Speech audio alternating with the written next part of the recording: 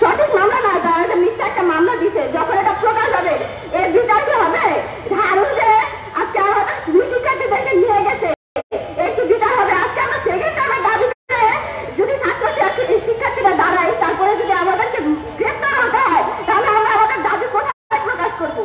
আমাদের আজকে এটাই প্রশ্ন, যে আমাদের সরকারের কাছে প্রশ্ন, আমাদের এই সরকারের কাছে প্রশ্ন এটাই যে আমরা আজকে যদি একটা দাবি নিয়ে দাঁড়াতেই না পারি, আমরা শিক্ষার্থীদের আজকে দাবি নিয়ে দাঁড়াইতে না পারি, তাহলে আমরা এই দেশে কিভাবে আমাদের শিক্ষা প্রকাশ করব? আমাদের যে কথা, আচ্ছা আমি আজকে এখানেই শেষ করছি।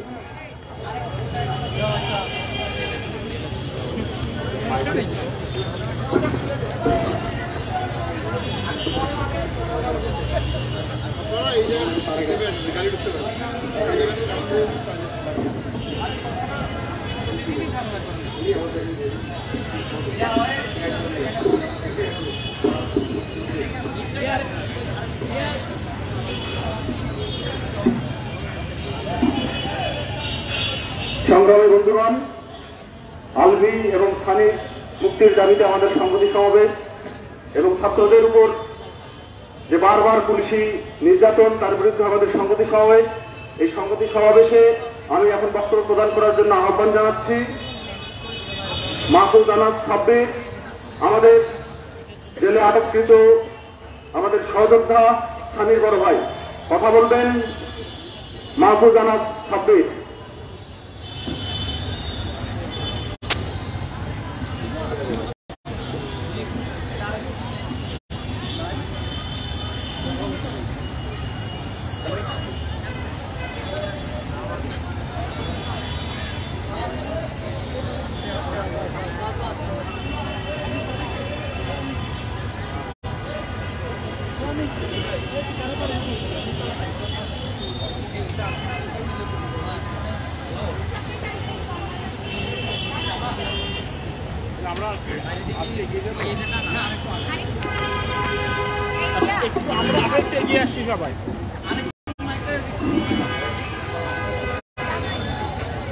হ্যালো, আসসালামু আলাইকুম।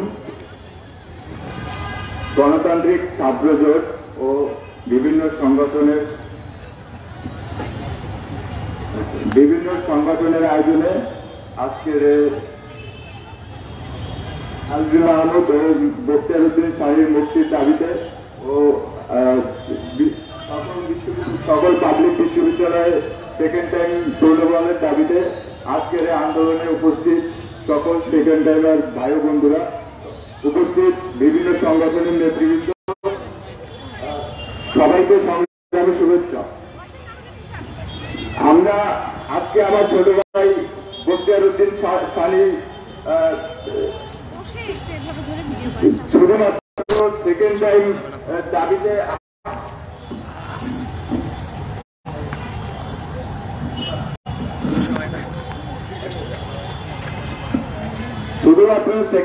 দাবিতে আন্দোলন করতে গিয়ে পুলিশ, সিনেমার পুলিশ, তারা আমার ভাইকে জেলে আটক করে রেখেছে।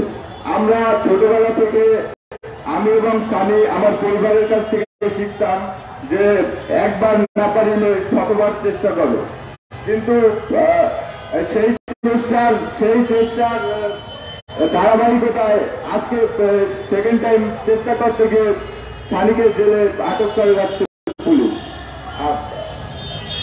আর যারা এই শুধুমাত্র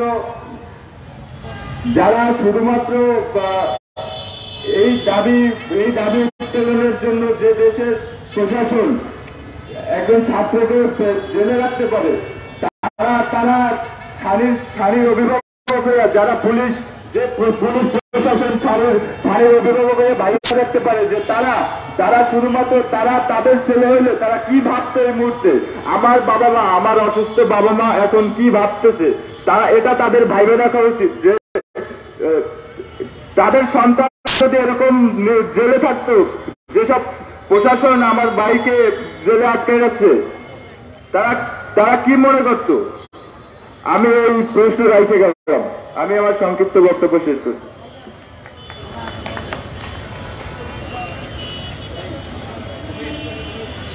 ধন্যবাদ মাহফুজ আনাম সাব্বিরকে। বন্ধুগণ, এটা আমরা হয়তোবা কেউই কখনো চিন্তা করি না যে আমাদের আপনজনের জন্য, কখনো তার মুক্তির দাবির জন্য আমাদেরকেই দাঁড়িয়ে কথা বলতে হবে কিংবা বক্তব্য দিতে হবে বন্ধুগণ। কিন্তু বারবার আমাদেরকে দাঁড়াতে হয়, বারবার আপনাদের সামনে আসতে হয়। আমরা দাবি করছি আলভী এবং সানির মুক্তির কথা আমরা বলছি, কিন্তু আমরা যারা বাইরে আছি, এই যে সারা বাংলাদেশটাকে একটি বৃহৎ কারাগারে রূপান্তরিত করা হইল, সেটার কথা আমরা কিন্তু ভুলে যেতে পারছি না। আমরা আমাদের আলভী এবং সানি লড়াই করছেন তারা দ্বিতীয়বার ভর্তির জন্য। এর বাইরেও আমরা যারা আছি আমাদেরকে লড়াই করতে হচ্ছে, জীবিকার জন্য, আমাদেরকে লড়াই করতে হচ্ছে এখানকার চর্চিত অর্থনীতির বিরুদ্ধে। বন্ধুগণ, আমাদের যে সংগতি সমাবেশ, আমি সেখানে সংগতি দেওয়ার জন্য আহ্বান জানাচ্ছি ৭১ টিভির সাংবাদিক এবং প্রাক্তন ছাত্রনেতা সুশান্ত কুমার সিনহা। বক্তব্য রাখবেন সুশান্ত কুমার সিনহা। আলভী এবং সানির মুক্তির দাবিতে গণতান্ত্রিক ছাত্র জোট আয়োজিত আজকের এই সভার সভাপতি এবং আপনারা যারা উপস্থিত হয়েছেন এবং মাইকের আওয়াজ যারা শুনছেন, সবাইকে শুভেচ্ছা জানাচ্ছি। প্রতিবাদে সামিল হয়েছি কারণ আমরা প্রতিবাদ করতে শিখেছি, করতে হবে, এবং আগামী দিনে এই প্রতিবাদের উপর নির্ভর করবে আমাদের অধিকার কতটুকু সংরক্ষিত থাকবে।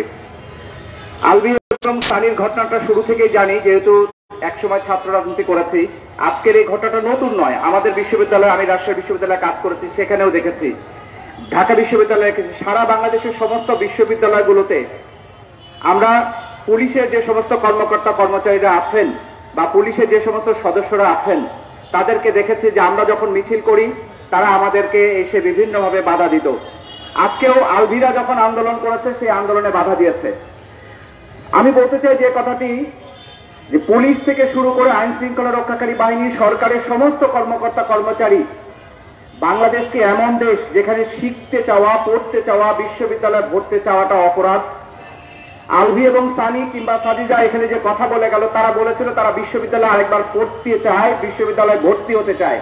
এখন হয়তো আপনারা বলতে পারেন যে বিশ্ববিদ্যালয়ে প্রথমবার চান্স পায়নি, দ্বিতীয়বার হয়তো চান্স পাবে কিনা। নিশ্চয়ই চান্স পাওয়ার সুযোগ কম, কারণ আমাদের দেশে পাবলিক বিশ্ববিদ্যালয়, ঢাকা বিশ্ববিদ্যালয়ের বা রাজশাহী বিশ্ববিদ্যালয় কিংবা চট্টগ্রাম বিশ্ববিদ্যালয়ে হাতে গোনা কিছু সিট আছে, যার ফলে যে সমস্ত শিক্ষার্থীরা এখানে ভর্তি হতে পারে না তাদের বড় অংশ জাতীয় বিশ্ববিদ্যালয়ে পড়তে হয় টাকা জোগাড় করতে না পারার কারণে।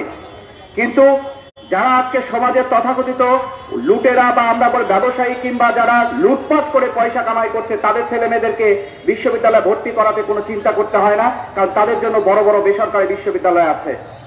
আমরা বাংলাদেশের যারা পুলিশ তাদেরকে বলতে চাই যে আপনাদের সন্তান যদি আজকে বিশ্ববিদ্যালয়ে ভর্তি হতে চায়, বাংলাদেশের কোনো সরকারি কর্মকর্তার ছেলে মেয়েকে প্রাইভেট বিশ্ববিদ্যালয়ে পড়ানোর ক্ষমতা কারো নেই। বৈধভাবে চাকরি করে যারা জীবনযাপন করছে, কোন পরিবারের কোন অভিভাবকের পক্ষে এটা সুযোগ নেই তাকে ওই বেসরকারি বিশ্ববিদ্যালয়ে ভর্তি করানো। তাকে পাবলিক বিশ্ববিদ্যালয় অর্থাৎ সরকারি সহযোগিতায় বা সরকারি যে সহায়তায় যে বিশ্ববিদ্যালয়গুলো পরিচালিত হচ্ছে সেই বিশ্ববিদ্যালয়গুলোতেই ভর্তি করাতে হবে। তাহলে একটা রাষ্ট্র, একটা দেশ, বাংলাদেশ 2040 সালে নাকি উন্নত দেশ হবে। তাহলে উন্নত দেশ কি এইরকম যেখানে বিশ্ববিদ্যালয়ের ছাত্ররা ভর্তি হতে পারবে না, ভর্তি পরীক্ষা দিতে পারবে না, পরীক্ষা দেওয়ার সুযোগ থাকবে না? আজকে বিশ্ববিদ্যালয়ের উপাচার্য যারা হয়েছেন, এই সমস্ত উপাচার্যদেরকে দ্রোণাচার্য বললেই ভালো। এরা কখনোই শিক্ষক থাকে না যখন তারা উপাচার্য হয়ে যান।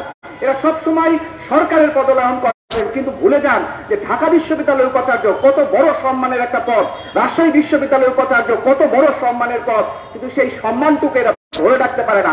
আচ্ছা, একটা ছাত্র যদি দ্বিতীয়বার বিশ্ববিদ্যালয়ে ভর্তি পরীক্ষা দিতে চায়, বাংলাদেশের কি খুব বড় ধরনের ক্ষতি হয়ে যাবে? ওই ঢাকা বিশ্ববিদ্যালয়ের শিক্ষকদের কি খুব বড় ধরনের সমস্যা হবে? সমস্যা হবে না, বরঞ্চ বিশ্ববিদ্যালয়গুলো এমন একটা পরিস্থিতি দাঁড় করিয়ে রেখেছে যে যত ছাত্র পরীক্ষা দেবে তত বিশ্ববিদ্যালয়ের লাভ। কারণ বিশ্ববিদ্যালয়ে ভর্তি ফর্ম তুলতে গেলে আমরা তুলেছিলাম 300 টাকায়, সেটা এখন 1000 টাকা 2000 টাকা পর্যন্ত যেভাবে পারে নিতে চায়। এবং মজার খবর হচ্ছে এটাই, এই যে বিশ্ববিদ্যালয়ের ছাত্রদের কাছ থেকে যে টাকাটা নেওয়া হয়, সেই ভর্তি পরীক্ষার টাকা বিশ্ববিদ্যালয় প্রশাসন পায় না, পায় যে সমস্ত শিক্ষক কর্মকর্তা কর্মচারী ডিউটি করে তারা পায়। তাহলে বিশ্ববিদ্যালয়ে পড়তে চাওয়া কি অপরাধ? তাহলে আমরা ক্ষুদ্র ক্ষুদ্র শিক্ষা কমিশনের বিরুদ্ধে আন্দোলন করেছিলাম, কারণ ওখানে শিক্ষার অধিকারটা সংকোচন করার কথা বলা হয়েছিল। আমরা পরবর্তীতে যতগুলো কমিশন হয়েছে সবাই শিক্ষাকে বেসরকারীকরণ করার কথা বলেছে। বেসরকারীকরণ করলে কার লাভ? লাভ আমাদের দেশের সাধারণ মানুষের নয়, আমাদের দেশের সরকারি সাধারণ কর্মকর্তা কর্মচারীদের জন্য নয়, আমাদের পুলিশ সহ আইন শৃঙ্খলা রক্ষাকারী যারা সবচেয়ে বেশি অংশ মানুষের সাথে থাকে তাদের কোনো লাভ নাই। লাভ হবে কাদের? উপরে যারা আছে মাত্র 10% মানুষ। এই 10% ছেলেমেয়েরা বিশ্ববিদ্যালয়ে এখানে পড়ে না, তারা পড়ে কানাডায় পড়ে, তারা অস্ট্রেলিয়াতে পড়ে, তারা সিঙ্গাপুরে পড়ে, মালয়েশিয়ায় পড়ে। তাদেরকে কিন্তু আমরা ধরতে দেখি না। বাংলাদেশে এই মুহূর্তে মনে হচ্ছে সবচেয়ে বড় সংকট এই ছাত্ররা কেন বিশ্ববিদ্যালয়ে ভর্তি হতে চায়। আরে শিক্ষার জন্য বিশ্ববিদ্যালয়ে ভর্তি হতে চায়, এটা তো তার অধিকার। বিশ্ববিদ্যালয়কে কেন সে পড়তে পারবে না? এই প্রশ্নের জবাব ঢাকা বিশ্ববিদ্যালয়ের উপাচার্যকে দেওয়া উচিত। তাকে বলা উচিত যে আপনি বিশ্ববিদ্যালয়ে পড়েছেন 10 টাকায়। আমরা অনেক সময় কথা বলার সময় শুনি যে বিশ্ববিদ্যালয়ে 10 টাকা পড়া যাবে না, বেসরকারি বিশ্ববিদ্যালয়ে পড়ছে। মাননীয় উপাচার্য, আপনি তো 10 টাকায় পড়েছেন। আপনি 10 টাকায় পড়ে যদি বিশ্ববিদ্যালয়ের উপাচার্য হতে পারেন, এখন বিশ্ববিদ্যালয়ের ছাত্রদেরকে কেন বেসরকারি বিশ্ববিদ্যালয়ের মতো ফি দিয়ে পড়তে হচ্ছে? আমরা জাফর ইকবাল স্যারকে দেখেছি, বাংলাদেশের আজ যত বড় বড় গুণীগণ আছে, যত সরকারি কর্মকর্তা কর্মচারী আছে কিংবা শিক্ষাবিদ আছে, সবাই এই 10 টাকার বিশ্ববিদ্যালয়ে পড়ে ভর্তি হয়েছে এবং সেখানে পড়ে মানুষ হয়েছে, দেশে এবং বিদেশে নাম কুড়িয়েছে। তাহলে এখন কেন বেসরকারি বিশ্ববিদ্যালয়ের সাথে তাল মিলিয়ে আমাদের পাবলিক বিশ্ববিদ্যালয়গুলোকে সেই ঠিক পাবলিক রেখে ভেতর থেকে ফি বাড়ানো হয়, ভেতর থেকে বিভিন্ন ধরনের কারিকুলামের কথা বলে ছাত্রদের কাছ থেকে টাকা নেওয়া হয়? উদ্দেশ্য একটাই, যে ছাত্রদের কাছ থেকে যেভাবে পারা যায়, যত কায়দা করে পাওয়া যায়, টাকা রোজগারের প্রতিষ্ঠানে পরিণত করছে এই বিশ্ববিদ্যালয়ের উপাচার্যরা। বলছিলাম ঢাকা বিশ্ববিদ্যালয়ের উপাচার্য এখানে এত বড় ক্ষমতা নিয়ে গাড়িতে ফ্ল্যাগ হাঁকিয়ে সাইরেন বাজিয়ে চলেন, যেটা তিনি পারেন না। সাইরেন বাজিয়ে বিশ্ববিদ্যালয়ের উপাচার্য ঘুরে বেড়ান, ওই ইউজিসিতে তিনি যেতে পারেন না, তদবির করতে পারেন না। বিশ্ববিদ্যালয়ের আরো বেশি টাকা প্রয়োজন, 860 কোটি টাকা বা 900 কোটি টাকা জোগাড় করার জন্য বিশ্ববিদ্যালয়ের উপাচার্যরা যারা দলে বলে পরিষদ দিয়ে ঘুরে বেড়ান, তারা এই ক্ষমতা তাদের রাখে না।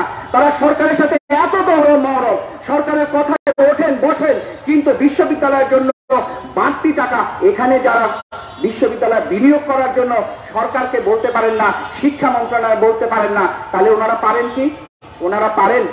গতকালকে রাজশাহী বিশ্ববিদ্যালয়ে একটি ঘটনা পত্রিকা এসেছে, তার হলে সিট বরাদ্দ হয়েছিল, ওই ছাত্রটা সিট বরাদ্দ সিটে উঠতে পারেনি।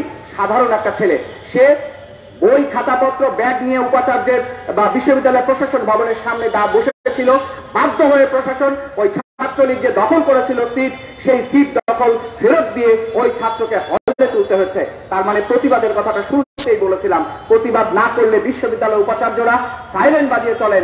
ওনারা চোখে কিছু দেখতে পারেন না, অন্যের চোখ দিয়ে দেখেন, অন্যের দৃষ্টিভঙ্গি দিয়ে দেখেন বলে আজকে বিশ্ববিদ্যালয়ে আন্দোলনরত ছাত্রছাত্রীদের নামে তারা মামলা দেন, হামলা করেন। তার উদ্দেশ্য একটাই, ওনারা যে গণ্ডির মধ্যে থাকেন সেই গণ্ডির মধ্যেই আমাদেরকেও রাখতে চায়। আমরা মনে করি আলভি এবং পানির যে ঘটনা ঘটেছে সেটি খুবই অদ্ভুত। বাংলাদেশে এত অনিয়ম, এত দুর্নীতি, এত লুটপাট, এত খুন খারাপি কোথাও তো আমরা শুনি না। তাৎক্ষণিকভাবে ধরা হচ্ছে। পিকে হালদারের কাহিনী আপনারা জানেন।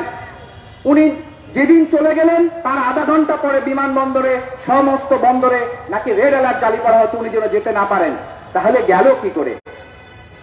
আমরা এরকম বহু আসামিকে দেখেছি এয়ারপোর্ট দিয়ে চলে যাচ্ছে, শত শত কোটি টাকা সিঙ্গাপুর মালয়েশিয়া নিয়ে চলে যাচ্ছে, তাদেরকে আমরা ধরতে দেখি না। কিন্তু আলভিরা আন্দোলন করেছে, সহিংস আন্দোলন নাকি করেছে তারা নাকি রাষ্ট্রীয় কাজে বাধা দিয়েছে। প্রশ্ন রাখতে চাই পুলিশের সেই সমস্ত কর্মকর্তার কাছে, একটা ছাত্র শিক্ষার অধিকার চায়। আপনিও তো লেখাপড়া শিখেছেন, আপনার সন্তান লেখাপড়া শিখবে, তার সন্তান লেখাপড়া শিখবে, কারণ লেখাপড়া ছাড়া এখন মানুষের মুক্তির কোনো পথ নেই। তাহলে আপনার সন্তান যদি এসে এই দাবিটা করে, আপনি কি বাড়িতে গিয়ে বলতে পারবেন? আপনার সন্তানের কাছে বলতে পারবেন কেন এই ছেলেটাকে ধরে রাখলাম? আর এটা কোন ধরনের রাষ্ট্রীয় কাজে বাধা আমরা সেটা বুঝি না। কোনো কিছু হলেই রাষ্ট্রীয় কাজে বাধা। রাষ্ট্রীয় কাজ কি এতই ঠুনকো? আমরা অনেক সময় দেখি রাস্তা বন্ধ করে কিন্তু রাজনৈতিক বড় বড় যে দল ক্ষমতায় থাকে সেই দল সমাবেশ করে। আর আমরা এখানে সমাবেশ করতে এলে, প্রতিবাদ জানাতে এলে, বৈধ কথাটা বলতে এলে, অধিকারের কথাটা বলতে এলে, আটককৃত সানি এবং সালবির মুক্তির দাবির কথা বলতে এলে পুলিশ প্রশাসন থেকে বলা হয় এখানে করা যাবে না। কোথায় করবে মানুষ? আজকে যারা বাংলাদেশের উপরে দাঁড়িয়ে আছেন, এই বাংলাদেশ কিন্তু এই ছাত্ররাই আন্দোলন করে এনেছে। আপনারা যারা আজকে পুলিশের উচ্চ পর্যায়ে আছেন, তারা সেই আন্দোলনগুলোতে সক্রিয় বা বিভিন্নভাবে ভূমিকা পালন করেছেন। বাংলাদেশের শিক্ষক সমাজ, বাংলাদেশের ছাত্র সমাজ এই আন্দোলনের সুতিকাগার সারা বাংলাদেশের মানুষকে যুক্ত করেছিল বলেই কিন্তু আজকে আমরা সমস্ত গণতান্ত্রিক আন্দোলনে আমরা আমাদের অধিকার ফিরে পেয়েছি। এই অধিকারের জায়গা থেকে আপনার সন্তান আজকে স্কুলে পড়ার কথা, আমরা সবসময় একটা কথা বলে থাকি, সরকার কেন শিক্ষার খরচ দেবে? সরকার দুনিয়ার সমস্ত খরচ দিচ্ছে। ভাবতে এমন যে সরকার ক্ষমতায় থাকে, সরকারের বক্তব্য এমন, আমি ঢাকা বিশ্ববিদ্যালয়ে এত টাকা দিলাম, আমি অমুক বিশ্ববিদ্যালয় দিয়েছি। টাকাটা মনে হচ্ছে বর্তমান যে সরকার কিংবা অতীতে যিনি সরকার বা সরকার প্রধান থাকেন তারা দিচ্ছেন। টাকা তো জনগণের করের টাকা। আমরা 1 টাকা 2 টাকা 5 টাকা করে যে সমস্ত পণ্য কিনি, সেই পণ্য কেনার সাথে সাথে যেখানে ট্যাক্স ব্যাট থাকে সেটি কেটে নেওয়া হয়। সুতরাং জনগণের টাকা সেখানে ব্যয় করবেন জনগণের পেছনে, কিন্তু বলার সময় এমন করে তারা বলেন যেন টাকাটা তাদের ব্যক্তিগত রোজগার থেকে, ব্যক্তিগত পকেট থেকে যাচ্ছে। মনে রাখবেন যে কথাটি সবসময় আমরা বলি, জনগণের টাকায় যখন দেশ চলে, জনগণের টাকায় বিশ্ববিদ্যালয় চলবে। সুতরাং বিশ্ববিদ্যালয় কর্তৃপক্ষ কোন ধরনের অগণতান্ত্রিক সিদ্ধান্ত নেওয়ার কোন সুযোগ নেই। যদি নিয়ে থাকে আলভিরা আন্দোলন করবে। আপনারা মনে রাখবেন, আলভি আন্দোলন করে আক্রান্ত হয়েছে, আটক হয়েছে, তার বিরুদ্ধে মামলা আছে। এই আলভিকে বের করে নিয়ে আসার জন্য ছাত্ররা আজকে যেমন এখানে গুটি কয়ে এসেছে। প্রশ্ন হচ্ছে, সংখ্যা দিয়ে কোনো বিবেচ্য বিষয় হয় না। যদি সত্য হয়, আন্দোলনে যদি মানুষের অধিকার আদায়ের লড়াই থাকে, মানুষ যদি মনে করে যে না এই আন্দোলন সবার আন্দোলন, ছাত্র সমাজ যতটাই করুক না কেন, যেখানেই করুক না কেন, এক সময় না আন্দোলন দানা বাঁধবে এবং সেই দানা বাঁধা আন্দোলনের মুখে পুলিশ কিন্তু বাধ্য হবে আলভি এবং সানিকে মুক্তি দিতে। কথা বাড়াবো না, একটি বিষয় বলে দিতে চাই। শিক্ষার অধিকার আদায়ের দাবিতে আমরা সবসময় বলি, একটা যুক্তি সবসময় বলতে, এখানে গণতান্ত্রিক বাম জোটের ছাত্র নেতারা আছে, আমরাও বলেছি, আমরা বলছি সবার জন্য লেখাপড়া ফ্রি করে দিতে হবে। এখানে কি এমন কেউ আছেন যিনি চান না যে না তার ছেলের জন্য পড়াশোনার জন্য টাকা খরচ করা হোক? আমরা বলেছি সবার জন্য বিশ্ববিদ্যালয় পর্যন্ত পড়াশোনা ফ্রি করে দিতে হবে, যাতে করে ছাত্ররা পড়তে পারে, পড়ার মাধ্যমে বিকশিত মানুষ হতে হবে। 2040 সালে উন্নত বাংলাদেশে মেট্রো রেল দিয়ে হবে না।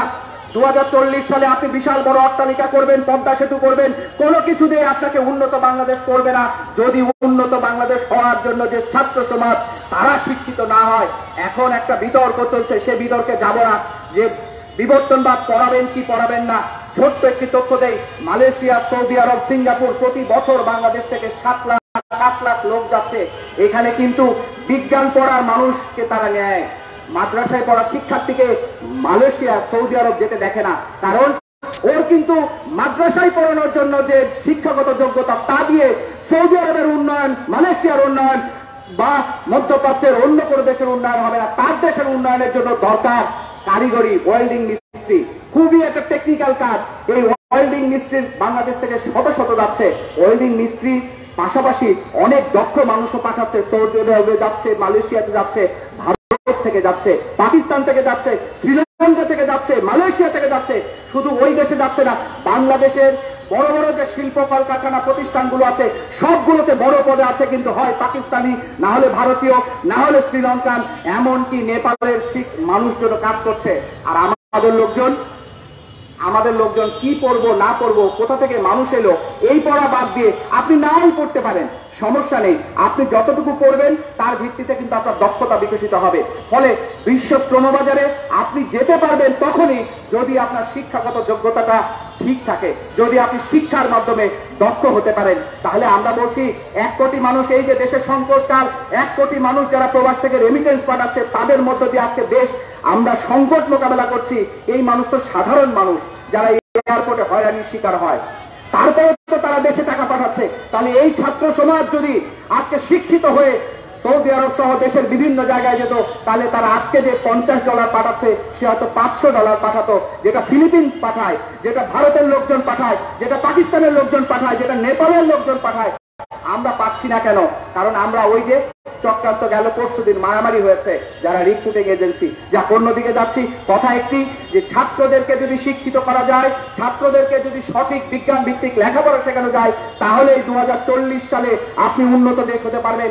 উন্নত দেশ গায়ে বানা কোনো কথা দিয়ে হবে না, কিংবা বড় বিল্ডিং, বড় স্ট্রাকচার। এটা গোটা দুনিয়াতে বহু বছর আগে থেকে বড় বড় শিল্প কলকারখানা হচ্ছে, বড় বড় কনস্ট্রাকশনের, বড় বড় ব্রিজ কালভার্ট থেকে ভবন নির্মাণ করা হচ্ছে। ভবন দিয়ে আপনি যেতে পারবেন না। মেট্রো রেল চালানোর জন্য যে কাজটা করে সেটা একজন Indian consultant farm. Metro rail নির্মাণ করেছে চাইনিজ কনসালটেন্ট ফার্ম, বা আরেকটা নতুন করে মেট্রো রেল তৈরির যে কাজ সবই কিন্তু করছে বিদেশিরা। বাংলাদেশিরা কি করে জানেন? ওই যে নিচে লেবারের মতো যারা খাটে তারা হচ্ছে বাংলাদেশি, মাথায় হেলমেট পরে গায়ে ওই পোশাক পরে যারা কাজ করছেন তারা হচ্ছে বাংলাদেশি। আর এই পুরা প্রকল্পের ডিজাইন কে করছে? চাইনিজরা করছে। পদ্মা সেতু নিয়ে এত বাহবা, পদ্মা সেতুতে কজন বাংলাদেশি ইঞ্জিনিয়ার কাজ করেছে? কিংবা আমরা করাতে পারছি না। কেন পারছি না? কারণ আমাদের দেশে যে লেখাপড়া, সেই লেখাপড়াকে এমন ভাবে কলুষিত করা হয়েছে, এমন ভাবে লেখাপড়াকে একটা অবৈজ্ঞানিক জায়গায় নিয়ে যাওয়া হচ্ছে। এখান থেকে সার্টিফিকেট পাচ্ছে কিন্তু কোনো কাজ করতে পারছে না। সেই জন্য চাকরির বাজারে 22 লক্ষ মানুষ আসে, কাজ পায় মাত্র 2 থেকে 3 লাখ। সরকার বলছে তারা আগামী নির্বাচনের আগে তারা নাকি 21-22 হাজার কর্মকর্তা কর্মচারী নিয়োগ দেবে। ভালো কথা, কাদের নিয়োগ দেবে? নিয়োগ দিলে এখন পুলিশের ভেরিফিকেশন লাগে। পুলিশের তদন্ত প্রতিবেদন আসলে তার ভিত্তিতে, এবং সেই তদন্ত প্রতিবেদনের প্রধান কথা হচ্ছে তিনি সরকার বিরোধী না সরকারের পক্ষে। কি অদ্ভুত! একটা ছেলে যোগ্যতার মধ্যে দিয়ে চাকরি পাবে না। আজকে এই পুলিশ প্রশাসন যখন বিএনপি ক্ষমতায় ছিল তখন কিন্তু তারা বিএনপির কাজ করেছে।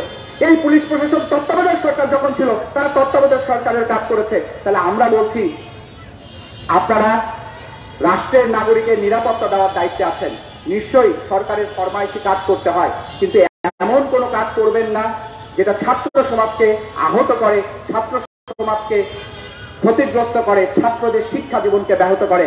আপনাদের সহযোগিতা চাই। ছাত্রদের অধিকার আদায়ের আন্দোলনে সবসময় জয়ী হয়েছে, আগামীতেও জয়ী হবে। সবাইকে ধন্যবাদ।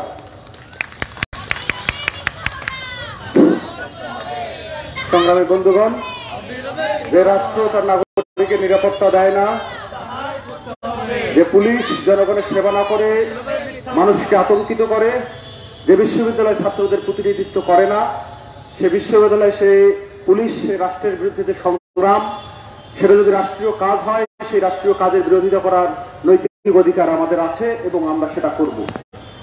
বন্ধুগণ, আমাদের সংগ্রামী সমাবেশ, আমাদের যে সংগতি সমাবেশ আজকে চলছে, সংগতি সমাবেশে এখন বক্তব্য রাখবেন ডাক্তার হারুনুর রশিদ, বক্তব্য রাখবেন মাওলানা ভাসানী পরিষদের সাধারণ সম্পাদক ডাক্তার হারুনুর রশিদ, এবং আমি সবাইকে একটু সংক্ষেপে কথা বলার জন্য আহ্বান জানাবো।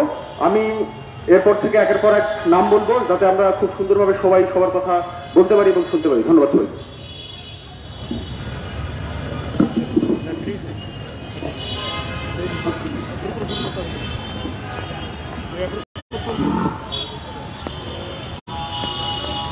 আজকের সভার সংগ্রামী সভাপতি, সুধীবৃন্দ এবং যাদের জন্য এই সভা, ছাত্রছাত্রী ভাই ও বোনেরা, আজকে প্রতিদিন এখন নাকি মাসে 2 বার বিদ্যুতের দাম বাড়বে, চালের দাম বাড়ছে, ডালের দাম বাড়ছে, সবকিছুর দাম বাড়ছে। এগুলি হওয়ার কথা ছিল আমাদের সমস্যার কথা, এগুলি নিয়ে সবার সমাবেশ হওয়ার কথা ছিল। আমাদের হলগুলিতে খাবার মান ঠিক আছে কিনা, ছেলেমেয়েরা পড়তে পারছে কিনা, তাদের ব্যবস্থা আছে কিনা, আমাদের বিশ্ববিদ্যালয়ে পড়ানো ঠিক মতো হচ্ছে কিনা, সেখানে গবেষণা হচ্ছে কিনা, এগুলি আমাদের বিষয় হওয়ার কথা ছিল। একটা উদাহরণ দিতে পারি, আমি চিকিৎসক হিসাবে বলছি।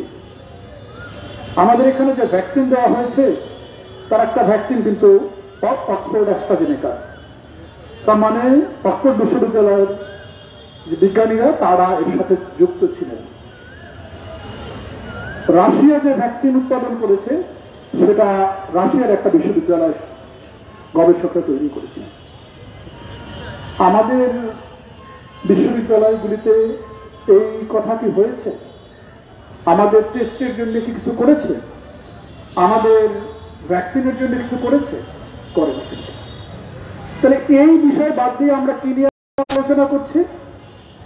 আমাদের ছেলেরা দ্বিতীয়বার ভর্তি হতে চায়, সেইটা নিয়ে আন্দোলন করতে গিয়েছে, তাও তাদেরকে রাস্তায় একটা গোলমাল করেছে, তা না, থানায় ডেকে নিয়ে তারপর তাদেরকে গ্রেফতার করেছে। এর চেয়ে হাস্যস্কর কি হতে পারে?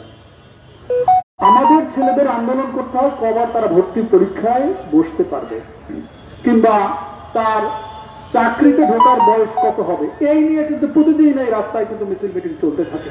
অদ্ভুত একটা বিষয়। আপনার শামসুর রহমান যে কথা বলেছেন, উদ্ভট পিঠের পিঠে বাংলাদেশ, আমরা তাই। তা না হলে বিশ্ববিদ্যালয়ের যে ধারণা, সেই ধারণা এটা কিন্তু একটা দর্শন। বিশ্ববিদ্যালয়ের ধারণাটাই একটা দর্শন। এটা এমন না যে আপনি চাইনিজ রেস্তোরাঁর উপরতলায় কয়টা রুম নিলেন এবং বললেন বিশ্ববিদ্যালয় এবং সার্টিফিকেট দিলেন, এটা বিশ্ববিদ্যালয় না। সেখানে একবার ভর্তি পরীক্ষা দিতে পারবে না, 15 বার ভর্তি পরীক্ষা দিতে পারবে, এটি নিয়ে কোনো বিতর্কই হতে পারে না। আর একটা স্বাধীন দেশের নাগরিক হতে পারে যেটা বলেছে সেটা ভুল, অন্যায়, বলতে পারবে না। এটা বলার মাধ্যমে সে কি কারোর রাষ্ট্র থেকে টেনে নামিয়েছে বা কিছু করেছে? তাহলে তাকে কেন গ্রেপ্তার করেছে? গ্রেপ্তার করার কি কোনো অধিকার আছে আপনাদের? আমাদের শিক্ষামন্ত্রী বা স্বরাষ্ট্রমন্ত্রী, তাদেরকে সামান্যতম লজ্জাবোধ নাই যে ছেলেদের এইভাবে গ্রেপ্তার করা যায় না? আপনার ছেলেগুলির চেহারার দিকে দেখান, ওদের কি গুন্ডা মনে হচ্ছে, মাফিয়া মনে হচ্ছে? তাহলে ওদেরকে আপনারা কেন গ্রেপ্তার করে রেখেছেন? এই গ্রেপ্তার করার কোন নৈতিক ভিত্তি আপনাদের নাই। আর বক্তৃতা দীর্ঘ সময় দিব না, কারণ আরো অনেকেই কথা বলবেন। আমি একটা কথা বলে শেষ করতে চাচ্ছি। সেটা হলো, একটু আগে আমাদের সুশান্ত সিনহা একটা কথা বলেছেন যে আমাদের এই যে সরকারি কর্মচারী কর্মকর্তা, তাদের ছেলেমেয়েরা কিভাবে বিদেশে পড়ে। এই প্রসঙ্গে একটা গল্প বলি। আমার একটা বোনের মেয়ে আপনার কানাডায় থাকে। তো ওর সাথে একদিন কথা বলছি, আমি বললাম তোর ছেলে কি করে? বলে যে ও তো ওই যে ম্যাকডোনাল্ডসে চাকরি করতে গেছে। তা আমি বললাম ম্যাকডোনাল্ডসে কেন চাকরি করতে গেছে? বলছে মামা আমরা তো অত বড় লোক না যে আমি এখানে কানাডার একটা ওই ট্যাক্স ডিপার্টমেন্টে চাকরি করি, কয় টাকা বেতন পাই। বাংলাদেশে চাকরি করলে না মজাটা হইতাম, কিন্তু তার মানে কি? বলে বাংলাদেশে চাকরি করে তাদের ছেলেরা যখন কানাডায় পড়ে, তারা কিন্তু কোনো কাজ বাজ করে না, তারা পড়াশোনা করে, ঘুরে বেড়ায়, আরামে থাকে। আর আমাদের ছেলে মেয়েদের যদি কাজ বাজ না করতে পারে, তাইলে এখানে আসলে তাদের খরচটা বহন করা সম্ভব হয় না। তাহলে এইটা হলো রিয়ালিটি, যে আমাদের রাষ্ট্রীয় যে কর্মকর্তারা, তারা এইভাবে তাদের ছেলে মেয়েদের বাইরে পাঠিয়ে দিচ্ছে। এবং আমাদের এই যে এই প্রতিষ্ঠানগুলির উপরে আমাদের যে কোনো নজর নেই, সেটারও কারণ তাই। 1972-তে এই বিশ্ববিদ্যালয়ের ছাত্র ছিলেন তৎকালীন প্রধানমন্ত্রীর ছেলে। তাহলে প্রধানমন্ত্রীর ছেলে যদি আপনার হলো যে একটা বিশ্ববিদ্যালয়ের ছাত্র হয়, তাহলে বিশ্ববিদ্যালয় থেকে যে এই যে রাস্তা যেটা বেরিয়ে গেছে, এরকম ময়লায় থাকে না। আর আমার মতো ঘরের ছেলে মেয়েরা যদি এখানে ভর্তি হয়, আর ভর্তি হয়েই তো সে একেবারে পড়তে যায়, এখানে ময়লা থাকুক না কি থাকুক, তাতে কিছু আসে যায় না। বাস্তবতাটা হলো তাই। এবং সেজন্যই আমাদের ছেলে মেয়েদের ব্যাপারে তাদের কোনো আগ্রহ নাই। আবার এখানে তাদের প্রধান আগ্রহ যেটা, সেটা হলো আমরা যেন না শিখি, আমরা যেন না পড়ি, আমরা যেন মূর্খ থাকি, জাতি যেন মূর্খ থাকে। এবং তারা রাজত্ব করার একটা নৈতিক অধিকার তারা নিয়ে জন্মিয়েছেন এবং 1000 বছর ধরে আমাদের রাজত্ব করবেন। আমি আমার বক্তব্য বাড়াতে চাই না, আমি শুধু একটা কথাই বলতে চাই যে আপনাদের একটু নিজেদের মাথাটা খাটান। এই ছেলেদের গ্রেপ্তার করে আপনারা কিছুই গেইন করবেন না। একটাই গেইন করছেন, ওই যে বললাম যে লড়াইটা আমাদের করার কথা, সেই লড়াইটা না করে উদ্ভট সব সমস্যার মধ্যে আমাদের আটকে রেখেছেন। সকলকে ধন্যবাদ।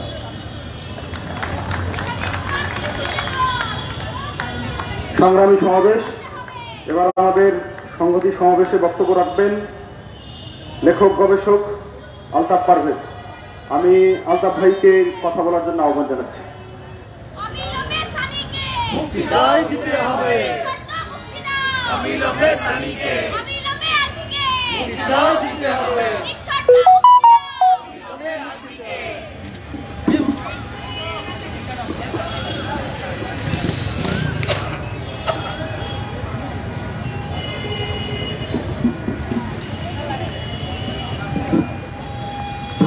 আজকে এখানে যারা উপস্থিত হয়েছেন সবাইকে ধন্যবাদ। আমি আসলে সংহতি জানাতে এসেছি, বক্তব্য রাখতে নয়। আমি শুধু একটা কথাই বলবো, আলভি এবং তানিকে যেভাবে গ্রেপ্তার করা হয়েছে, এটা একটা অত্যন্ত নিকৃষ্ট এবং ভয়াবহতম জুলুম। আলভি এবং তানিকে অবশ্যই আমাদের মুক্ত করতে হবে দ্রুততম সময়ের ভেতর। ছাত্র, শিক্ষক এবং অন্য সকল পেশার মানুষের জন্য এটা দায়িত্ব পড়ে গেছে। এটা শুধু ঢাকা বিশ্ববিদ্যালয়ের বা কিছু বিশ্ববিদ্যালয়ের বা কলেজের শিক্ষার্থীদের দায়িত্ব নয়, কারণ এরকম জুলুম চলতে থাকলে ডেকে নিয়ে গ্রেপ্তার, মিথ্যা মামলায়, যার সাথে ওদের দাবি, ওদের কর্মকাণ্ডের কোনো সম্পর্ক নেই, এটা চলতে যায় না। আমি যত ধরনের কর্মসূচি আমাদের নেওয়া দরকার আমাদের নিতে হবে। সবাইকে ধন্যবাদ। সংগ্রামী সমাবেশ, আলভি এবং সানিকে আটক করে এই রাষ্ট্র আমাদেরকে ভয় পাইয়ে দিতে চায়। কারণ আমাদের যে ন্যায্য আন্দোলন এবং শিক্ষার্থীদের আন্দোলন সবসময় দেখবেন একটি পর্যায়ে তারা গ্রেপ্তার, হামলা এবং মামলার মধ্য দিয়ে সেটাকে নিঃশেষ করতে চায়। আমরাও যদি এই রাষ্ট্রকে উল্টো ভয় দেখাতে না পারি, আমরা যদি তাদেরকে ভীত সন্ত্রস্ত করতে না পারি, তাহলে প্রকৃতপক্ষে আলভি এবং সানির যে মুক্তি, হয়তোবা সে কারাগার থেকে জামিন পেয়ে মুক্তি পাবে, কিন্তু এর বাইরের যে মানুষ, সমগ্র বাংলাদেশের মানুষ, সে মানুষের কিন্তু যে মুক্তির সম্ভাবনা সেটা কিন্তু অঙ্কুরেই বিনষ্ট হবে। সেই দিক থেকে আমাদের সেই বিষয়টা বিবেচনায় রাখতে হবে। আমাদের এখন সংহতি সমাবেশে বক্তব্য রাখবেন সর্বজন শ্রদ্ধেয় শিক্ষক, জাহাঙ্গীরনগর বিশ্ববিদ্যালয়ের সাবেক শিক্ষক ডক্টর আনু মোহাম্মদ। বক্তব্য রাখবেন ডক্টর আনু মোহাম্মদ।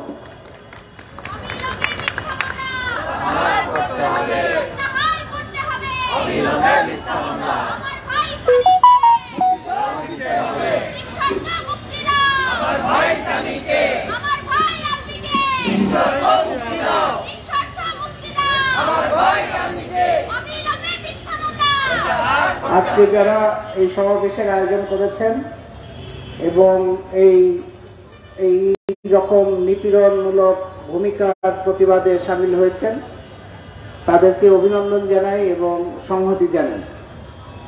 আজকে যে বিষয়ে কথা হচ্ছে তার মধ্যে দুইটা দিক আছে। একটা হচ্ছে দ্বিতীয়বার ভর্তি পরীক্ষা দেবার সুযোগ। এটা নিয়ে বিভিন্ন জন বিভিন্ন রকম কথা বলতে পারে, বিতর্ক হতে পারে, আলোচনা হতে পারে। সেটা হচ্ছে একটা বিষয়। এটা বিশ্ববিদ্যালয় বলতে পারে, এটা নিয়ে তদন্ত করতে পারে, একটা সিদ্ধান্ত নেওয়ার প্রক্রিয়ার মধ্যে যেতে পারে। সেটা হচ্ছে একটা বিষয় এবং এটা নিয়ে অনেকদিন ধরে আন্দোলন হচ্ছে।